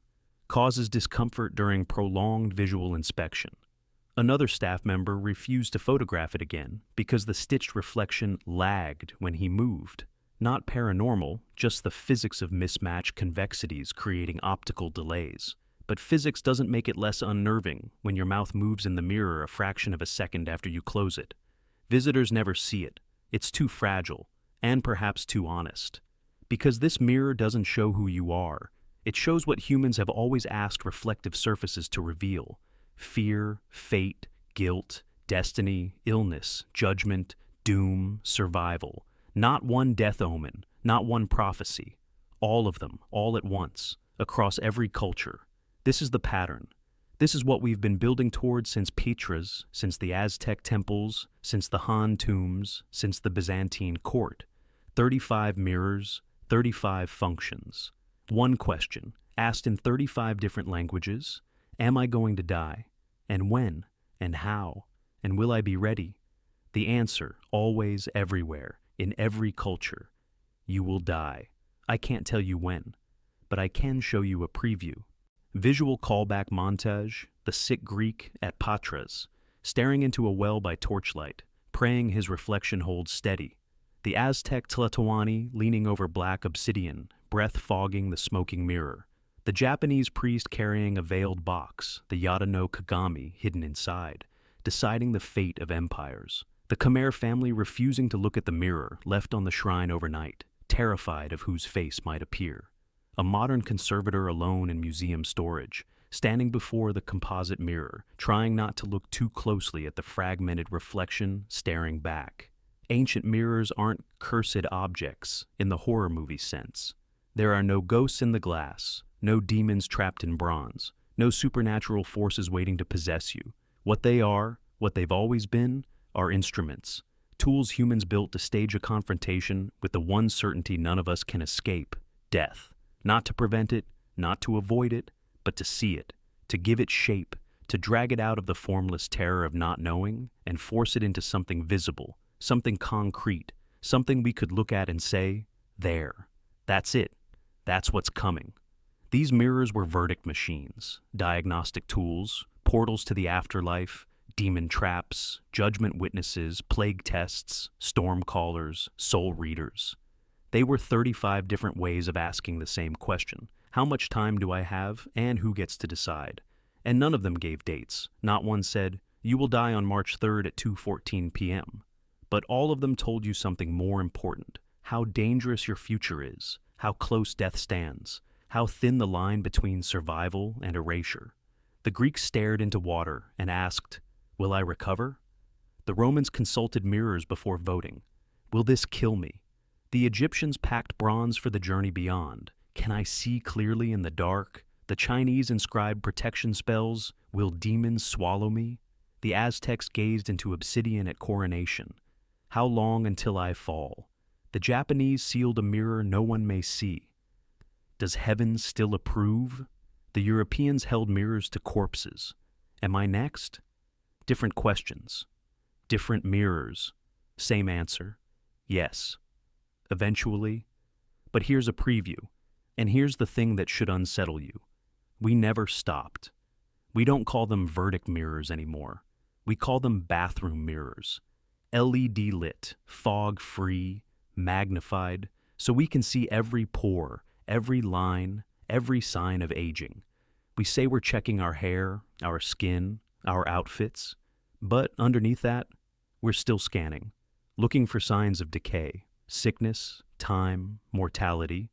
When you catch your reflection in a shop window at night and something looks wrong, older, grayer, stranger than you remember, you're experiencing the same primal jolt that made a Greek pilgrim lean over a basin in Patras, terrified their reflection would vanish.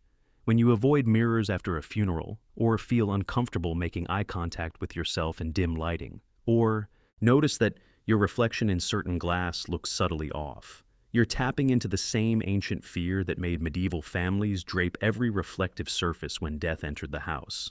The technology changed, the rituals stayed, because mirrors still do what they've always done. They show truth, unfiltered, unavoidable, and sometimes the truth is that you're aging, you're mortal, you're temporary, and no amount of skincare, makeup, or filters can hide that forever. The ancient mirrors weren't cursed, they were just honest. And maybe that's worse.